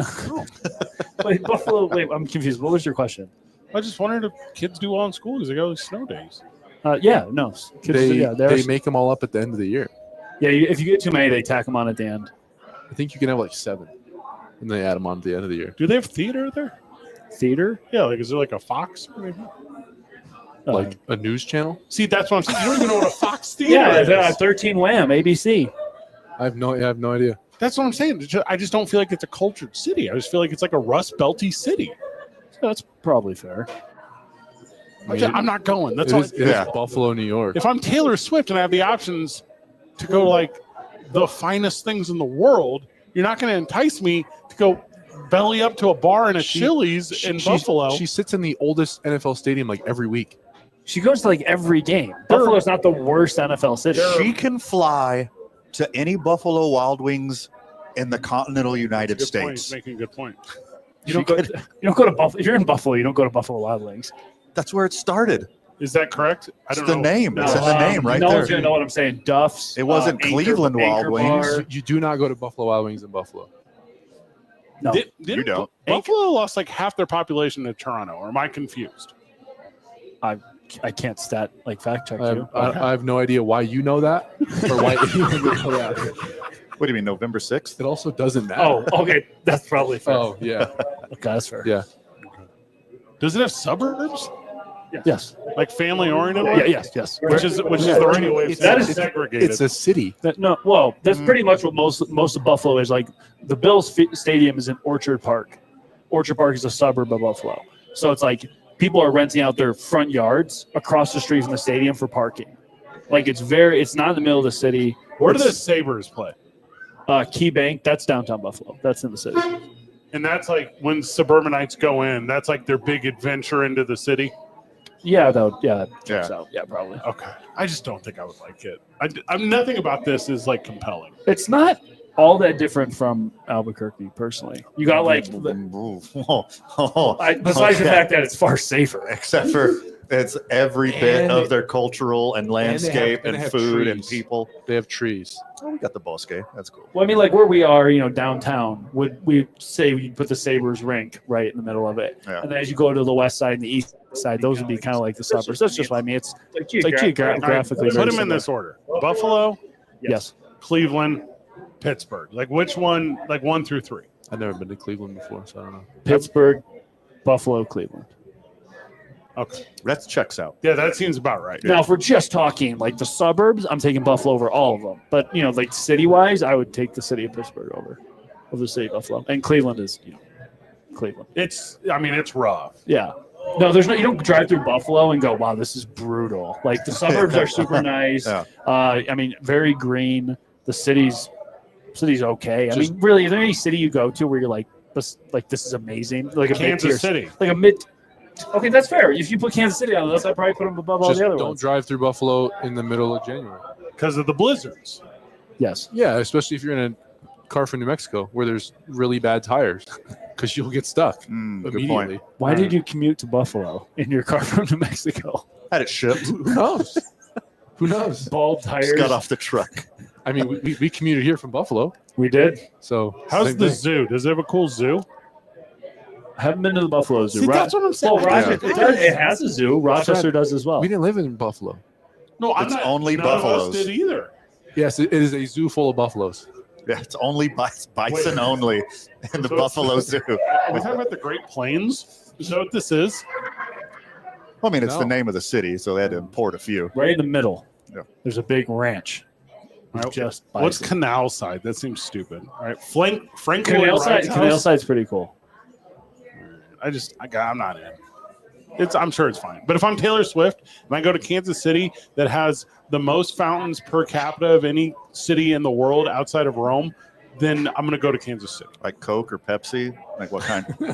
Is this because you're a big St. Louis fan, so it's just geographically a lot closer? That's different than every other place we named. So he's trying to bash every town because their football team left because the city sucks so much. Gotcha. No, I love Good Buffalo's dedication. They let their team lose 4 Super Bowls over the course of like 4 minutes. Let them. And then Let they stuck it out with them. Like that's tough. That's like a tough thing. You don't just get rid of a team that moves the force. A minor setback for a major comeback, baby. 30 years later. Got them right where you want them, boys. This is where we wanted to be. The only good thing in St. Louis is the Blues, like 10 years ago.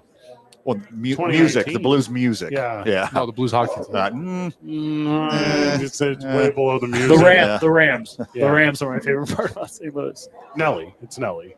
Gotcha. Who's that? Okay. 2 men on 95.9 FM and AM 610, the sports channel.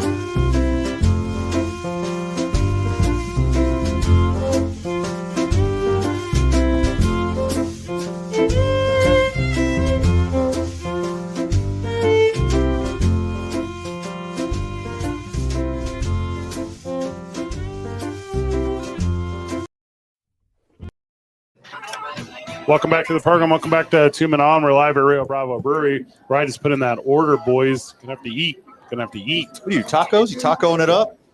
I can't do carbs. I think you can. What can you I think you can. So what did you order? Boy, hey, gay Cheeseburger, boys. sorry. Fred beat us. I can't do carbs. I'm ordering He- cheeseburger. Patty. He just patties and cheese. bunless. Yeah, put it on a salad. It's my thing. I'm down 40 pounds, right? So I lost 40 pounds recently. And when I lost that pounds, I also became a recovering diabetic.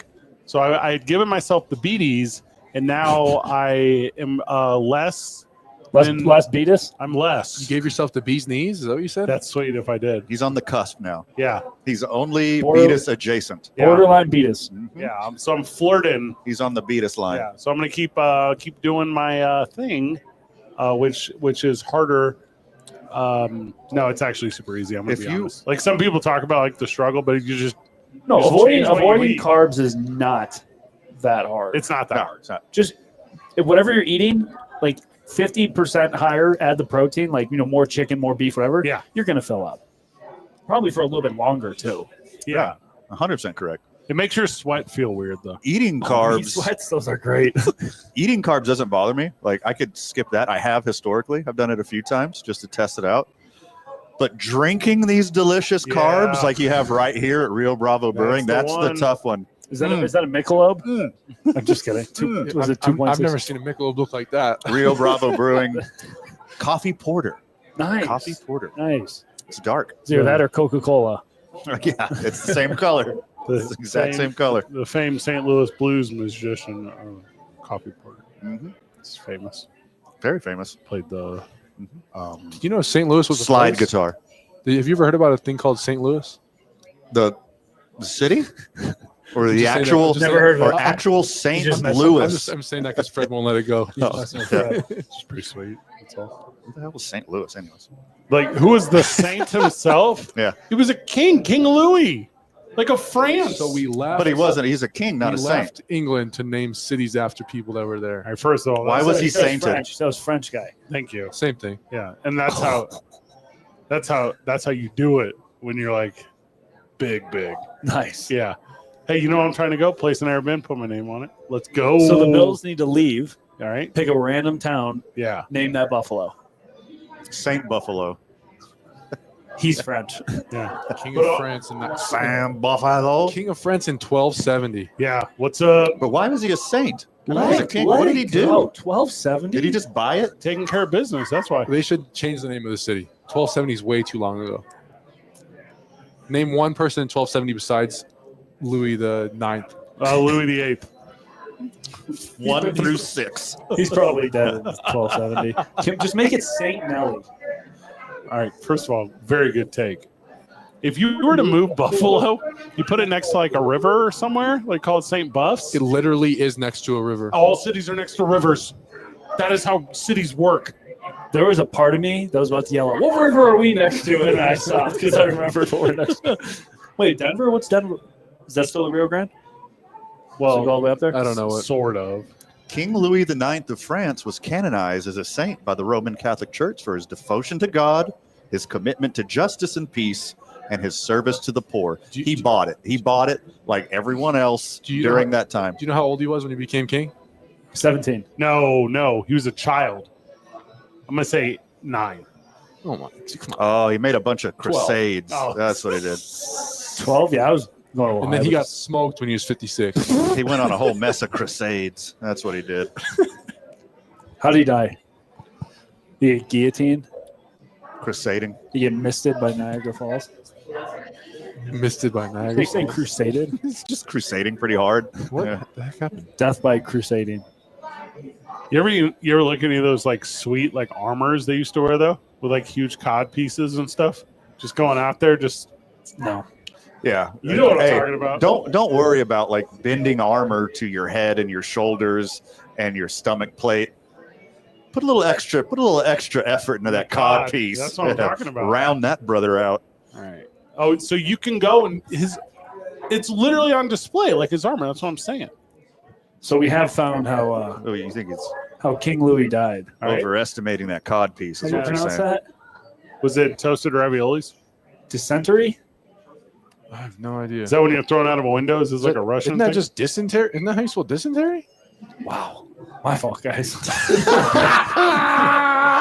Oh man! Say you've never played Oregon Trail without saying you've never How played did Oregon how Trail. did I say He it? had scurvy. Is what Oh. I'm saying. He dissented What? so hard Couldn't that he get a- got dysentery. You couldn't get a line? How did I pronounce that? Dysentery? God, I'm so good Lord. How's that Buffalo education now, Smarty Pants? I've been here too long. It's a good thing you didn't go to Buffalo. Yeah. Do they have a university or is it a Yeah, college? the University University of of Buffalo. It's not Buffalo College. Why No. would they call it Buffalo College? I don't. Was it at one point Buffalo College? Yeah, back in like Is this the back to our 1200s. Texas State argument when we did that forever? All right, that was an important It is the- conversation. It is the University of Got to the Buffalo, bottom and of they're it. the Buffaloes. And they also have Buffalo State. Okay, I'm in on that. And Khalil Mack went to University of Buffalo. He did. Is there another player?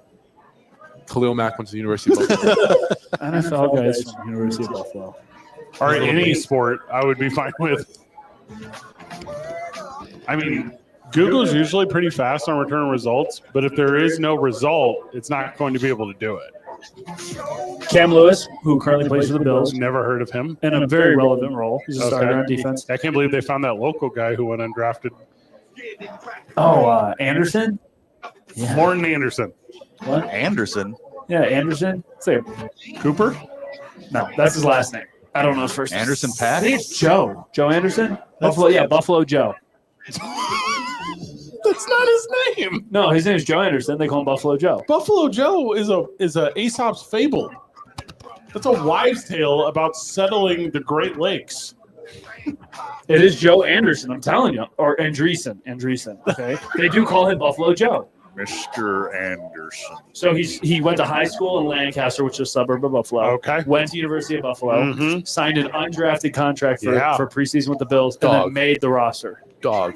Oh, Buffalo. 505-246-0610. How long do you want us to talk about fun Buffalo facts on the program today? Anything's better than St. Louis. Send us facts. your feedback. That's because there are no fun St. Louis facts. Okay, I can give you a couple. John Goodman is from St. Louis. It's Who's tuning on Who's that? Who's that? 95.9 FM and AM 610. The Sports Animal.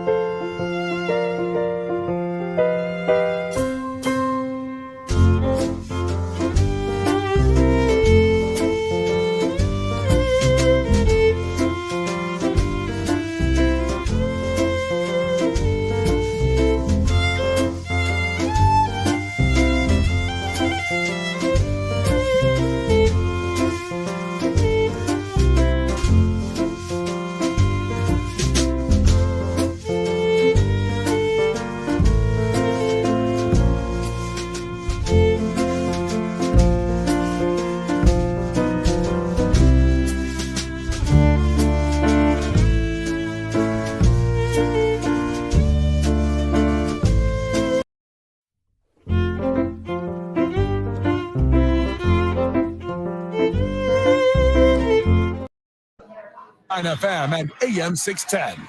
The Sports Animal.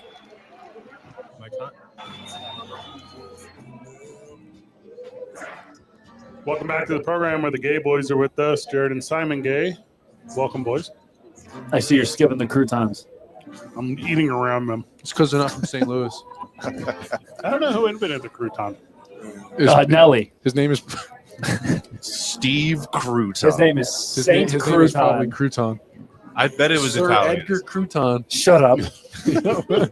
accidentally dropped bread into his soup while dining with the king. He liked the taste and gave the dish a new name. What king? King Louis? Let's go.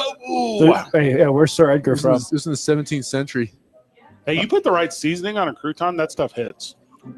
You're telling me like some guy dropped bread into his soup and is like, oh, this is genius. This has never happened before. Like someone's never had bread go stale and crunch it up. It's just dried bread. Sir That's Edgar toasted. Crouton is not from a specific place.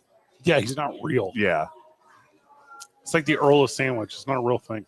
Are you on hiddenvalleyranch.com? Like what website is this it coming literally from? does say he's not a real person. You followed up that loophole. Wait, Yeah. so you're saying you drop bread into soup, it's going to turn into a crouton? No. That's the story that he just said. It'll turn into a soggy piece of bread, and then you won't want to eat it because Yeah. it's gross. When bread dries out, Yeah. it naturally becomes a And crouton. then it gets moldy. Soggy piece of bread, I feel like, is an insult from the Sandlot. Mm. All right, there's two big stories. One, what quarterback to shuffle into your fantasy lineup? Or two, the roasting of Joel Embiid by his teammates and everyone who surrounds the 76ers organization. What do you boys want? Let's do the football one first. All right, go. If I need a quarterback, which I do in a couple leagues, I'd be too. happy playing Geno Smith against the Arizona Cardinals. Pass. Arizona on the road averages, they allow 21 points per game to the opposing team's quarterback. Every game is like 33-30 in Yeah. Arizona. But at Yeah. home, Arizona's much better. Watch the weather on that. If it's really rainy, maybe go somewhere else. I also like Mr. Tua Tagovailoa against the Patriots. If- He should sling a little If bit. Bo Nix is available, which he is in a lot of leagues, play him. Yeah, I'd take Bo Nix He's over only- Geno. He's like 50% owned. I Yeah, think. all these guys are Yeah, kind of on that. Yeah, cusp. those guys you're describing, most of them are owned. But like if No, 50% below, it's they're like not. So Bo Geno, Nix and Drake May, I right? think Geno's at like 40. Geno's at 40. 57%. Don't play Will Levis. No. Bo Just gonna Nix get is smoked. Bo Nix is 61. So he wants to go really deep.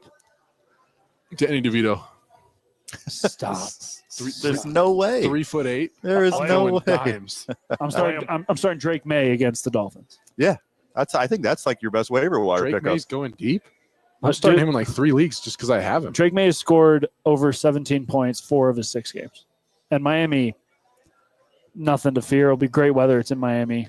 And May can run as well. Patriots could also win that game. I can already tell Van's thinking, when are you going to say Cooper Rush? Naturally. Give me a name, and I'll tell you if I'm playing him or Cooper Rush. 350 yards and a tutty Are you naming his last 3 games? and his warm up. No, it was last Dude, night. That's only 17 points. He goldfish? He had 350 yards last night. Yes. 354 touchdown and a pick. Did I just get called a But goldfish? he did put the ball in the air 55 times. You know how much that's going to hurt his weak little ginger shoulder? Like, is he even going to play this week? It's not going to hurt at all. Is he going to play this week? I don't know. He hasn't thrown that much in like 2 seasons. If Anthony Richardson did that, he'd be out for a month. Oh, 100%. Well, he would have exited. He would take himself out of the game at attempt number 30. Yeah, because he was tired. I need a couple off here. Because he was running around a lot on a play that lasted like 7 seconds. Put in Waka Waka Flacco for a couple. At least you know Richardson's max. 7 seconds. The run, though, legs are fresh. Hey, he threw the ball 30 times last week. Yeah, he did. New PR. I already mentioned some of the running backs. Lauby and Abdullah, keep an eye on them. What a world that we've Dylan Lauby. Roshan Johnson, if you need a little sneaky touchdown, getting all the red zone carries for the Bears. That's really it. Yeah. I mean, honestly, I don't. There's not a ton else, boys. No, It's I mean, slim pickings out there. Like, honestly- you got no hope. And also, everyone else. else, like both of you guys said it earlier. There's 6 buys this week. So everyone else is in this same situation, And Trey and Benson. everyone else is going to try to pilfer these guys off the waiver wire too. Trey Benson's probably owned, but if he's not, you should pick him up. Jonathan Brooks could be out there. I doubt it. Jerome Ford against the Steelers. He was out there quite a bit last week. A lot of passing down work. He can get you 7 or 8 points. And then Audric Estime for the Broncos. He could fall into the end zone. I forgot who they're playing. Just on accident, just end up in there. They're playing the Raiders. Oh, they're playing there. I thought the Dolphins were. Yeah, no, he might. Yeah, exactly. Accidentally fall in the end zone. He could go 50 yards and a touchdown. So those are really the top guys. Are you guys playing 49er wide receiver roulette and giving the golden gunshot Ricky Pearsall a chance? He did just get 0. Yeah, he just got 0. Can you then give me another name? Like compare him to somebody? Well, no, like the Niners are going to. You playing Pearsall or Judy? The Niners are going to score. Like, is it going to be Debo? Is it going to be Jennings? It could be Juwan Pearsall. Jennings, Christian McCaffrey. Right. Keenan Allen or Ricky Pearsall? Keenan Allen. Xavier Worthy. Xavier. He's playing the Panthers. The game's going to be over quick. I think they're like the exact same risk. I'm playing Worthy. Jalen Coker. He'll get a handoff. Probably Pearsall. Okay, there you go. Keyshawn Booty. Guaranteed 6 points at least. Oh, world beater. But like League winner. Chargers receivers Quentin Johnston and Ladidi McConkey. He's on pace to go for. I like that was good. You guys, you can play both of them. That's and then, fantastic all work. have you seen the Key and Peele thing about that? Of course. And then yeah. all the Cleveland receivers you can play them. He's going to go for 1,000 yards. Ladidi? Yeah. Mr. McConkey. You can also play. Oh, he's on bye. Never mind. I was going to say MVS because he's finally good. The Saints. I hate them. Tyquan Thornton on the Chiefs. Practice squad. No one pick him up. Leave him there. Yeah, I was just saying that because he showed up on my screen. Are you playing any Cleveland Browns this week against the Steelers? Outside of David Njoku? Jerry Jeudy. Okay. And maybe Elijah Moore. Nick Chubb is No my Tillman? last flex in a league. Cedric Tillman? I'd play all 3 receivers. If with this week we're having with bye weeks, I'd play all 3 of them. I would not play either running back. Correct. Okay. I'm not even going to watch Nick Chubb because of what happened last time they played the Steelers. In one of my leagues, the last flex slot is Nick Chubb over Rico Dowdle. Neither are good options. I'm playing Dowdle. He can at least catch the ball. Not last week. He had 2. He had 2. How many drops? Of the 5 that hit his hands. I didn't watch the game. My boy Cooper Rush could have had like 500 yards. It was just Dowdle was 10 for 28 on the ground. He was 2 for 5 with 6 yards. thanks, Nick Chubb. Nick Chubb is not. I will roll the dice on Nick Chubb. So Nick Chubb will at least get you like 40 yards. Yeah. So there's that. No, they'll be down so fast, and they cannot. Ugh. But is he like willing to get out of the backfield and catch it? Because like Chubb? yeah, 'cause No. he's not very good at it. But I feel like Winston will do that. He ran for 52 yards against the Ravens. You can Chubb will be okay. He'll get you. That's tough. Simon just backpedaled real quick. I'm playing Rico. Yeah. I'm playing I Rico mean, it's Dowdle. my last flex though. You should play Dowdle. Yeah, it's not like my starter. Play Dowdle so that you're not upset after the first game of the week that your guy sucked. Yeah, I have a league where I'm playing Njoku and Tillman, and then I could play Chubb.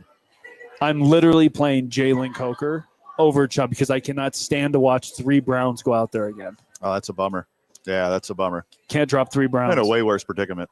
Hey, Luke Schoonmaker, Cleveland, Dallas Cowboys. He's the starter with Fergie hitting the concussion.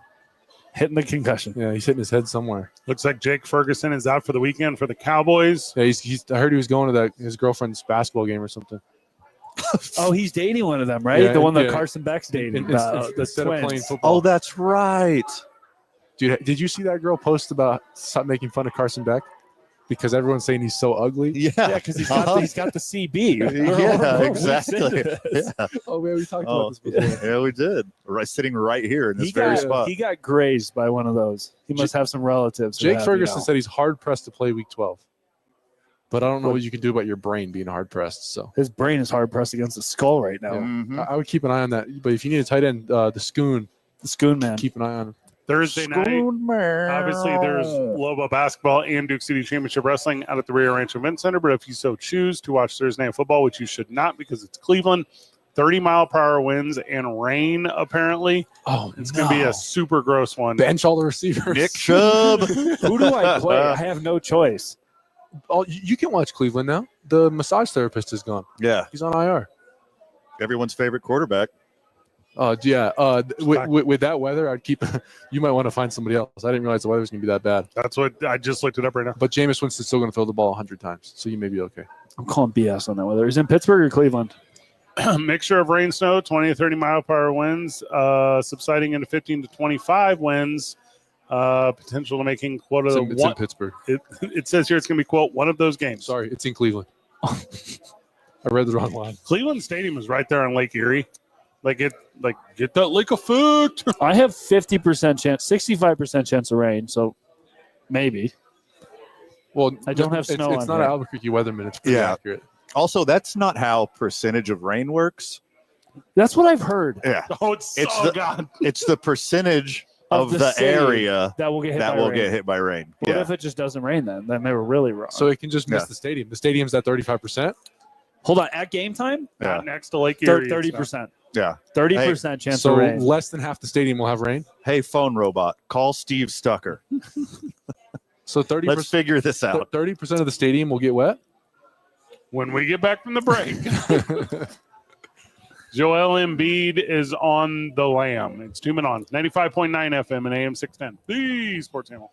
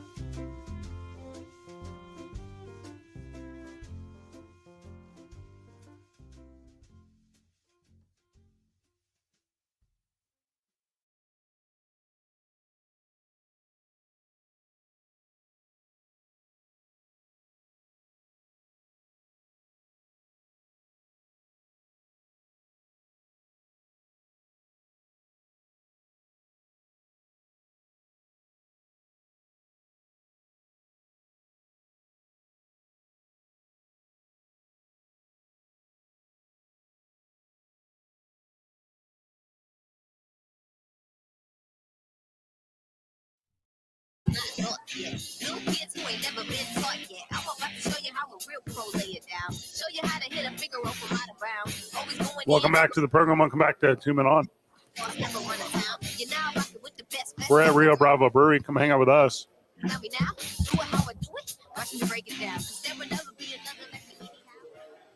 All right, so I got this update here.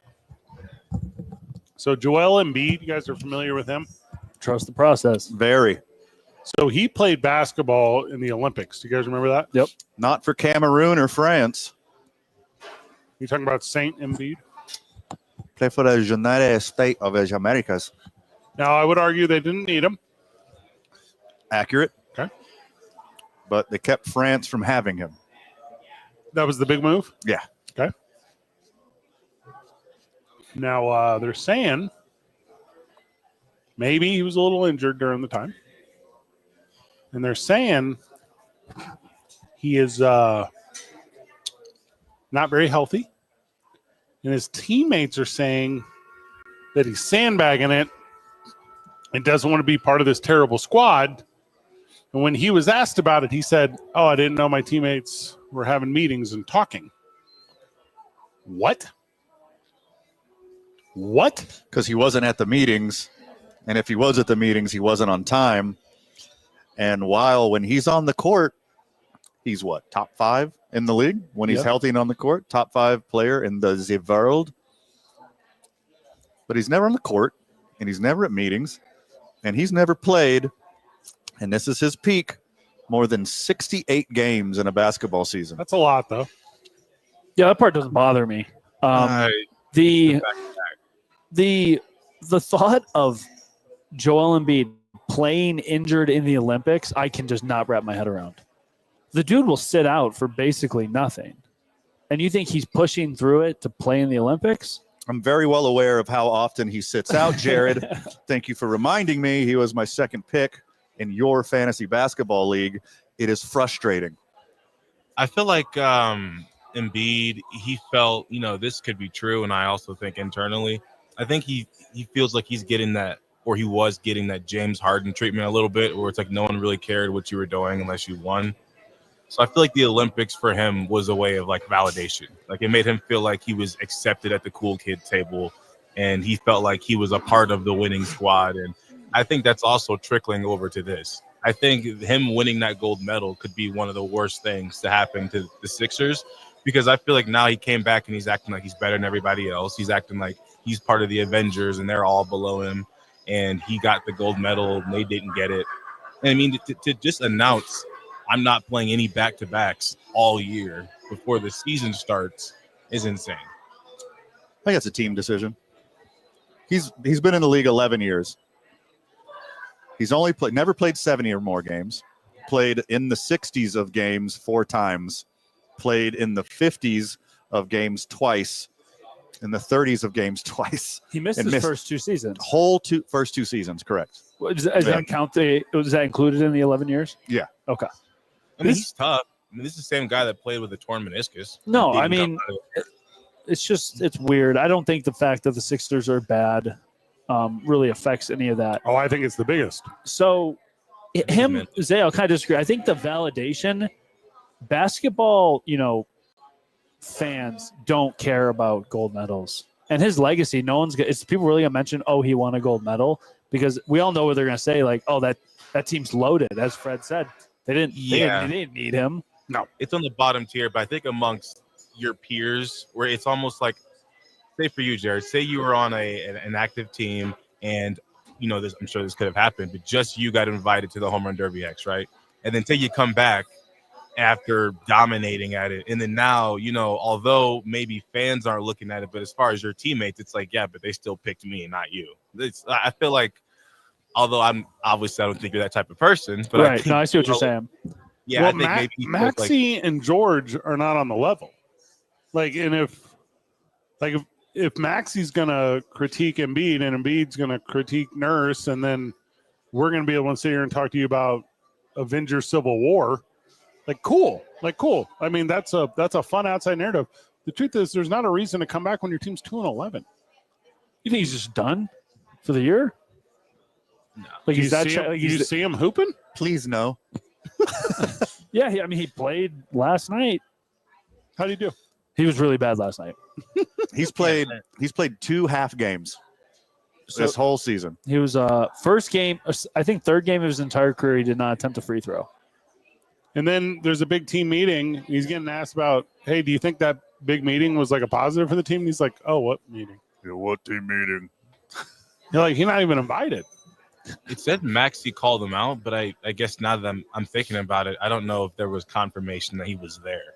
I feel like he's the type that would have gotten not physical, but you heard the stories of Shaq putting hands on teammates if it came to that point. I see Joel also pouring into what I was saying before about him feeling entitled, like he's God amongst the locker room.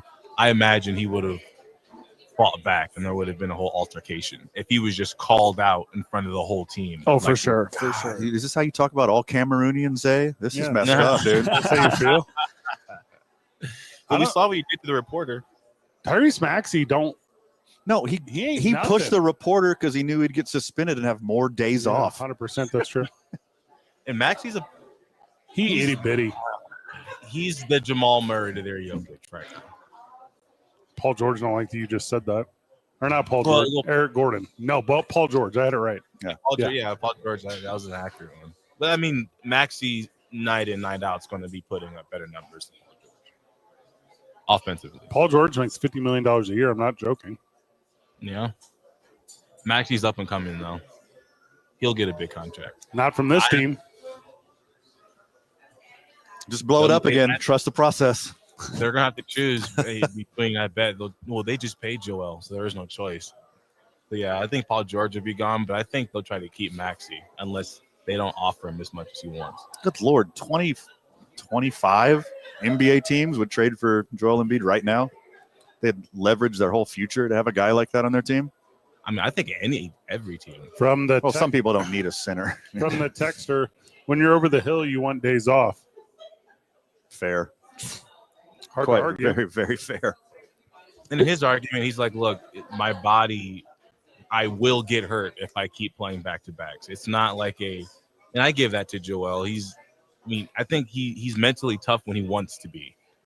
So I think when he wants to be mentally tough and go out there and push through injuries, I think we've seen that he will. And I do forget about the days where he was limping up and down the court and in the playoffs, leaving everything out there for the Sixers. Yeah, playoffs is different, though. They're not fighting the Raptors for the worst record in the league, which I think they now have. I think the Raptors won last night.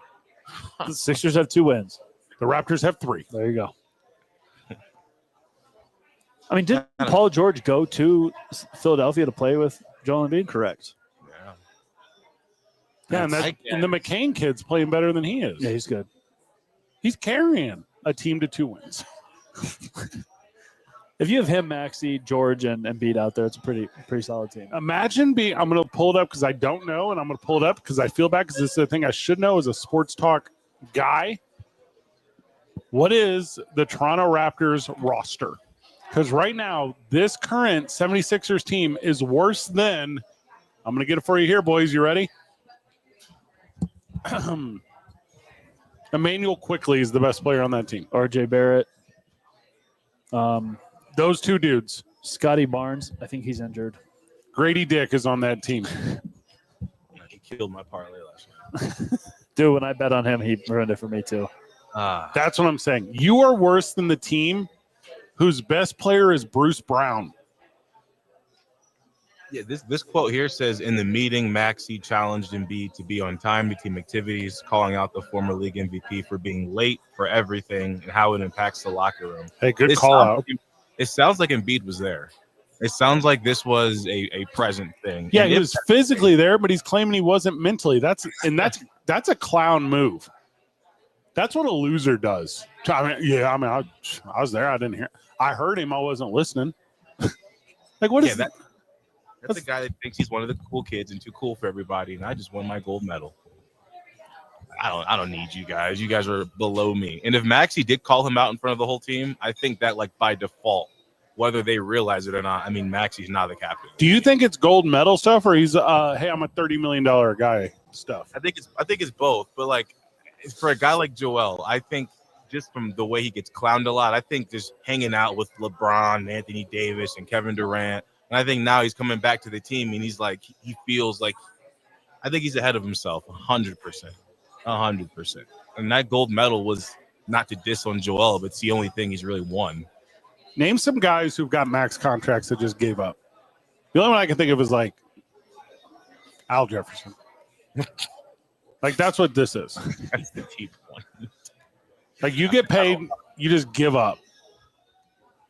Because this is, you look at this team, the 76ers, and you go, this is not a team that can beat teams that are below 500.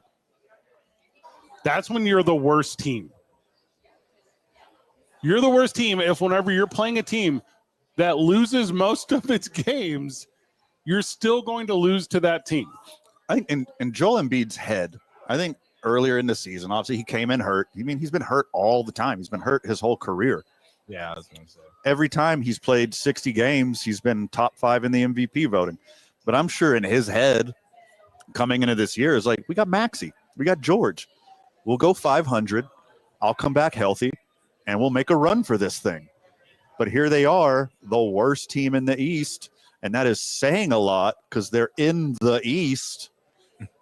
Well, the way these contracts are with George and Embiid, we're going to be having this conversation in 2028.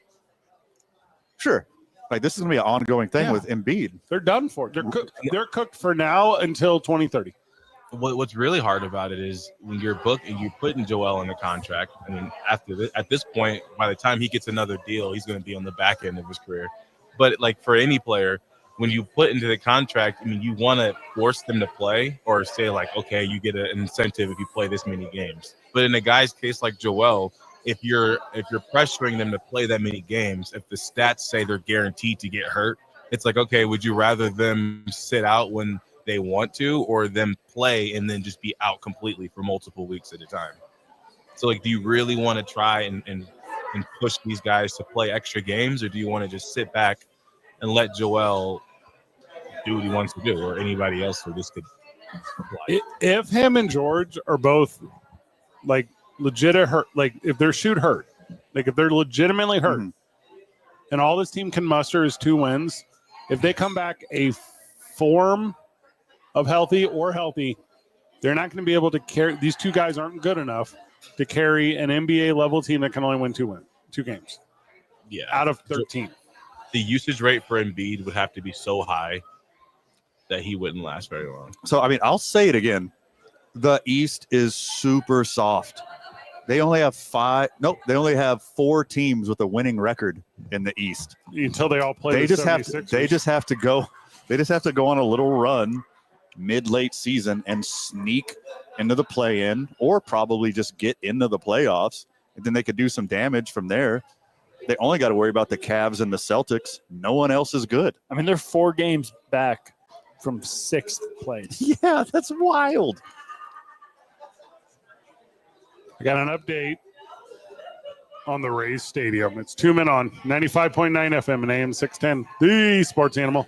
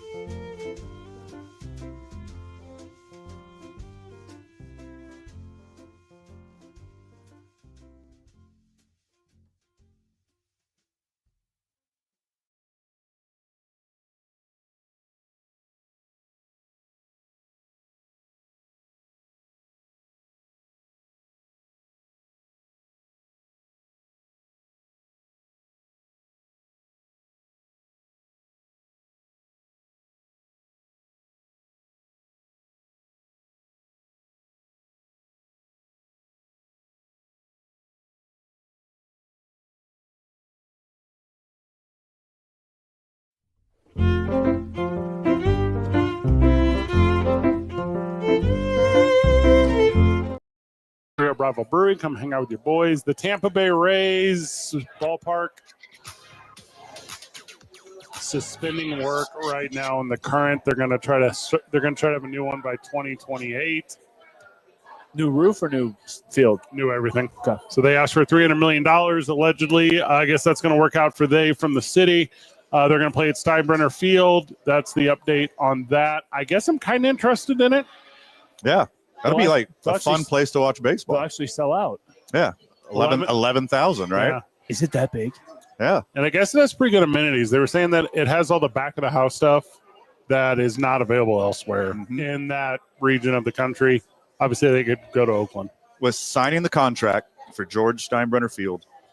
George Steinbrenner is officially the highest paid player on the Rays roster this year by $5 million. There's no way that's real. It is a true statement. Oh, my God. Besides the $15 million that they have to give to the Steinbrenner family to rent that facility for the year, their next highest paid player is $10 million. They said they're doing the Steinbrenner all year, and then they're going to reevaluate this thing. But I guess the big issue here is with the city or the county, because the county's going to give them $300 million. Is that what it is? And they're like, but Steinbrenner Field's in a different county than where this is all okay. So, well, anyways, lots of fun updates to come on that. Not the story of the day, but a fun update.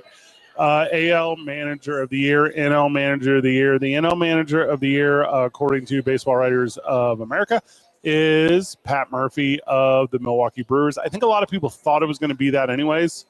Cool. Yeah. You won't remember this 1 year from now. Right. You definitely won't remember it 2 years from now. And 3 years from now, we'll all say, who is Pat Murphy? Correct me if I'm wrong. Didn't the Brewers also have the Manager of the Year last year with Craig Counsell, and he bolted for the Cubs? Where's the new? Is that right? Where's the new guy going? Could be true.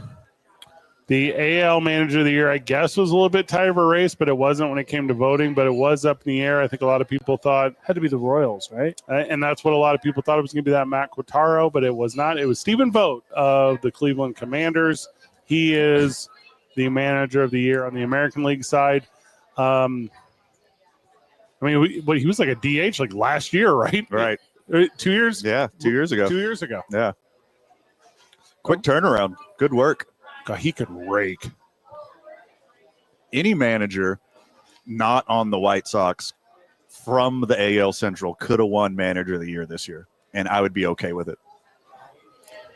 Craig Counsell did not win Coach of the Year. Who was it 2 years ago?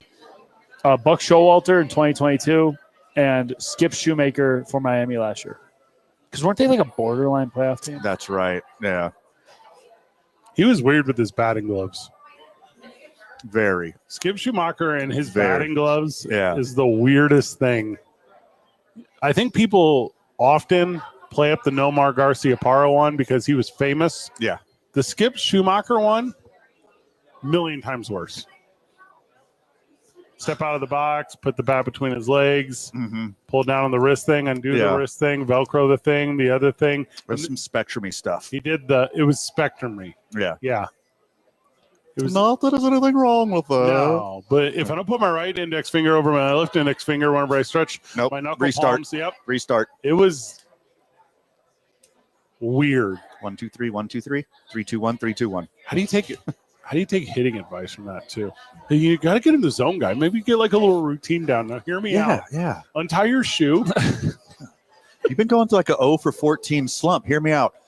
Mess with your batting gloves obsessively. That'll Do snap you something up. really obnoxious in the batter's Yeah. box. Kick dirt everywhere. Yeah, just mess around. They're just gonna call a strike on you for like delaying the clock, but like it'll be worth it. Yeah, It'll be worth it. Yeah, chew some bubble gum, swallow it. What? You're a hitting coach. Yes. Okay. It's the hardest profession in the world, by the way. Yeah, Pitching because coach hitting is one of the hardest things in all sports. all time. Yeah. Pitching coach, easiest job. I'm going to be real transparent They on this. threw it right there. That's it. And if they throw hard, teaching someone to throw hard, that's a difficult thing, but we're talking for the most part. All right. I'm going to do my pitching coach impersonation. You guys ready? All right. Listen, when you're coming off the rubber here, just imagine you're pitch him with a force from like a foot behind you. And they go, oh, okay, yeah, that totally tracks. Strike one, strike two, strike. You did nothing. Mhm. You said nothing. Yeah. You didn't give any advice. You said to pretend I was further away so I would think I was throwing harder. You go to a batter, and you're like, listen, hey, take a half an inch, back in the box, and then lift the bat off your shoulder when he starts to wind up here, and then you're going to want to watch it all the way through strike three. Oh God. Like, what do you mean, coach? That guy in the front row keeps saying he slept with my mom. I can't get that out of my head. Call me a pumpkin eater. The amount of gay jokes I've gotten from fans. Oh my goodness. Like, You're impervious to that by now. Oh yeah, I mean a few of them you'll hear, but normally you're zoned out. But no, hitting's hard. And guys who do it well are like real selfish with it too. They're like, I don't know. I'm in the groove. Just lucky, man. It's like, dude, Just talking lucky, bro. to Manny Ramirez. That dude, I mean, you asked him a question, he's just like, I just swing. I'm like, you're the worst. That's it. Okay. I'm like, oh my gosh. Okay. He goes, I don't hit home runs. I've never tried. I'm like, how many? You got 555 of them? I'm like, thanks, man. Everyone else trying real hard to get to where you are, and you're just like, just trying to hit line drives into the outfield. Poppy, that thing I do is a hobby. He goes, I don't try. It was just whatever. But I was looking through the list of the managers of the year. Dude, I could not have guessed any of these. No. You nailed it where it's like, yep, a couple years, nobody will care. Nobody. It's not a sexy thing anymore. No. No. Because it requires like no work. Yeah. It's a bunch of nobodies and then Bruce Bochy 11 times. Mm-hmm. Terry Francona has a few. Okay. All with Francona's a good Cleveland, one. by the way. Wasn't he also with the Red Sox? Mm-hmm. Yeah, won a World Series or two. That's like Skip Schumacher is a really good example. Skip Schumacher played for the St. Louis Cardinals. I'm wildly familiar with his career. Did radio stuff with us when I was doing radio in St. Louis. Nice guy. Cannot stress this to you. Super nice guy. Not the brightest baseball mind of all time. Well, I mean, that's what you need, right? The guy who can relate to other guys who are also not. Who could dumb a situation down. Yeah. You don't want some like MIT dork out there. It's like, Look, from his trajectory from his elbow down to his upper shoulder, you see there's a pivot angle of 13 degrees. And when he's going to throw a slider, you could see him tilt at least 3 to 4 degrees harder on the other side. So all you got to do is pay attention to 6 inches to the right of his left ear. And then that's how you know a slider's coming. And then his just brain explodes. Yeah. It's like, what? Guys who say they can pick up pitches in the guy's hand as he's like bringing it up and out, I'm like, you're so full of it. Yeah. I'm like, I believe that they probably can. Sure. I've tried it. Not possible. It's impossible. When you're tipping pitches, if it's something obvious. Yeah, glove twitch, head short. He always slide steps on a curveball, something like that. But when your arm is moving so fast forward, you can't even like pick up the spin of the ball or like where it's coming out of the hand. Like, okay, sure you can. Yeah, okay, buddy. Yeah, all right. Okay, why aren't you a fighter pilot? Yeah, but you're right. Those guys who really give all the analysis, that's why they're scouts and they work for the GM and they don't talk to the players unless, it's something really obvious. Yeah. But the coach just needs to be like, look, do this. He's like, hey, you're really under it.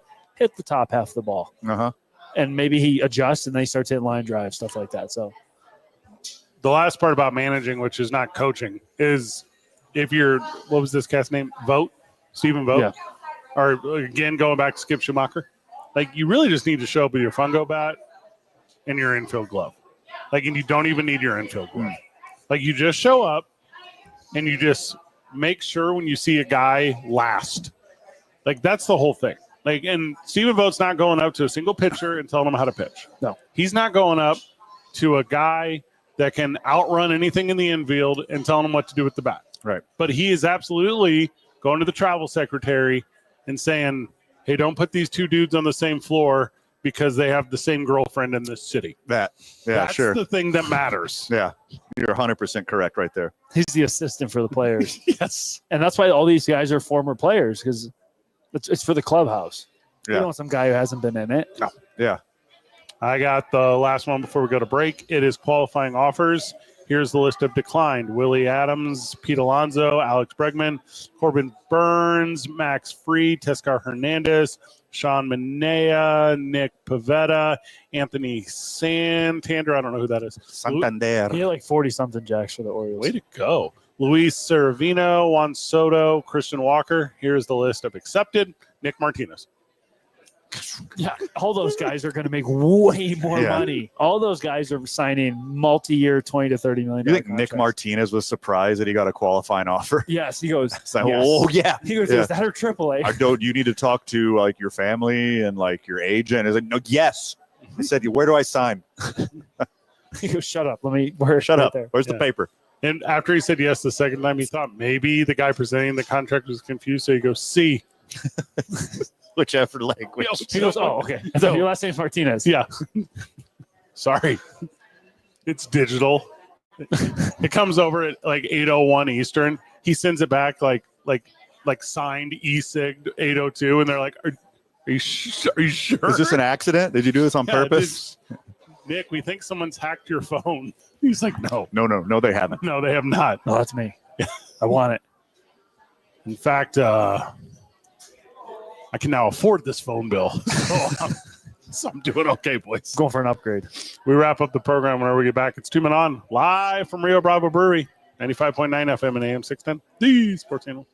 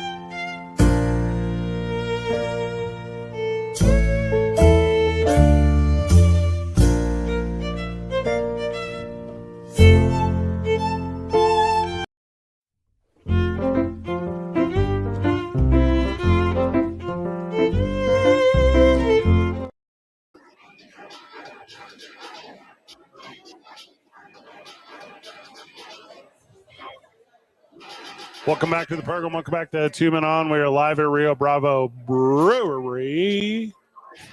A lot of friends of the show came by today. That was nice. That was nice. A couple new friends of the show, too. We don't get to see live all the time. We're lucky. Rafael Nadal was full of tears, boys, as he said goodbye to tennis at the Davis Cup today.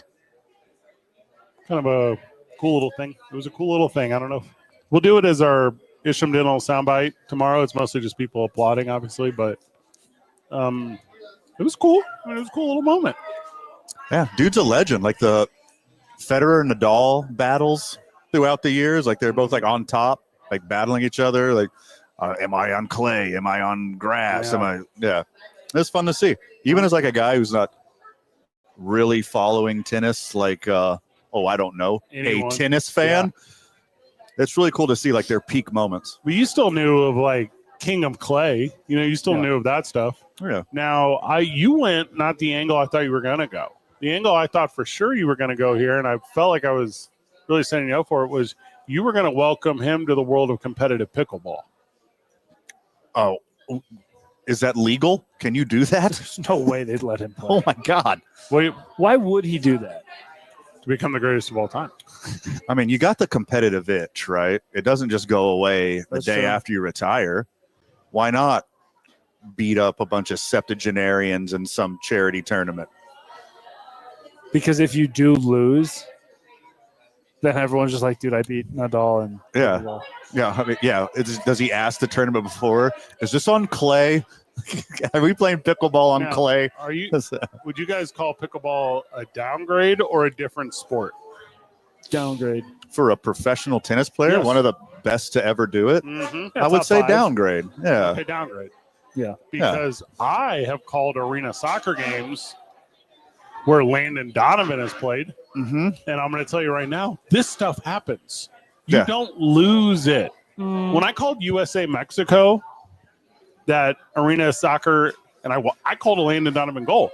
That's not 11 versus 11 in the World Cup, but it's right there at the Rio Rancho Event Center. Is that your comparison to Nadal? tennis to pickleball? Yeah.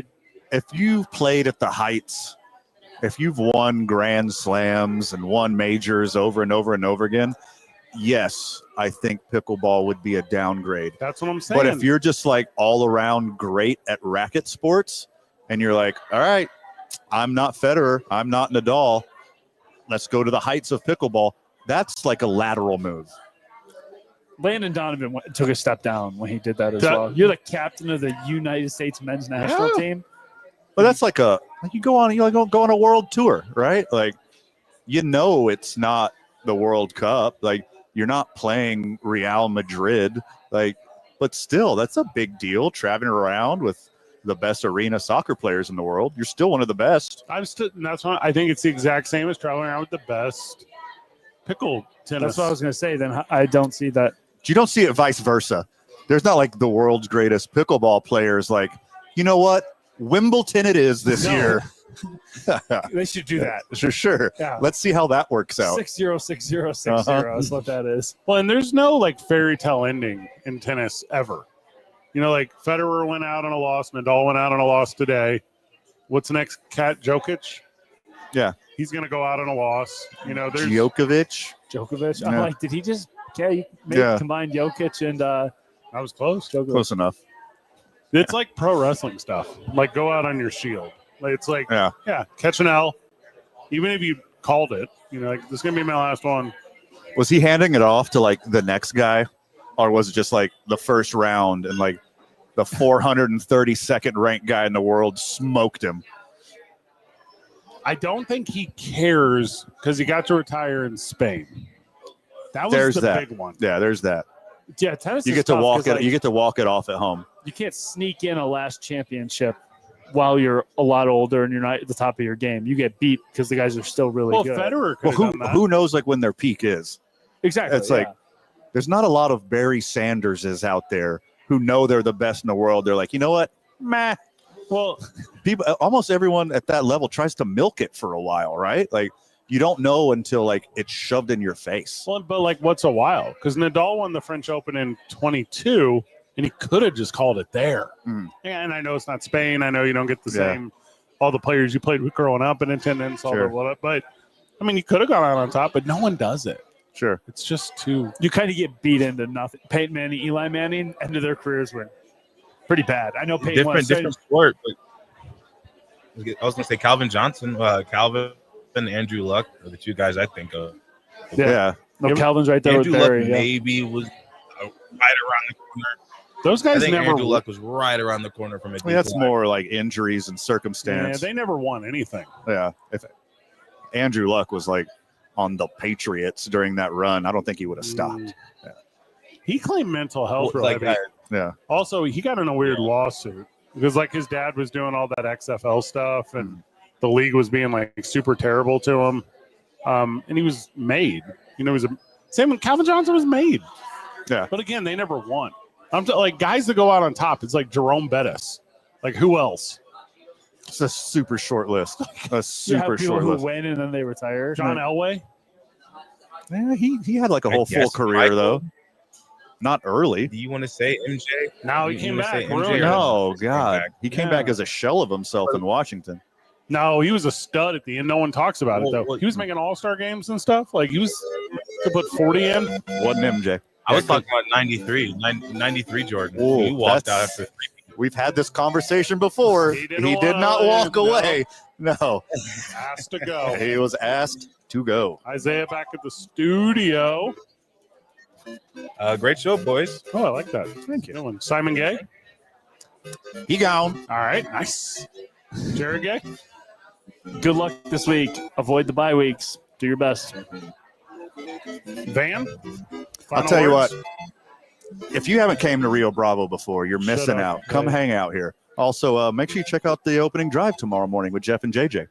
Good job, everyone. Simon would probably say Boo St. Louis. That's probably something along that is those what- lines. Our sports animal audible word tomorrow is St. Louis. Excellent. Well, two-worder right there. Attaboy. Good job, everyone. Keep breathing. See you tomorrow, Burke.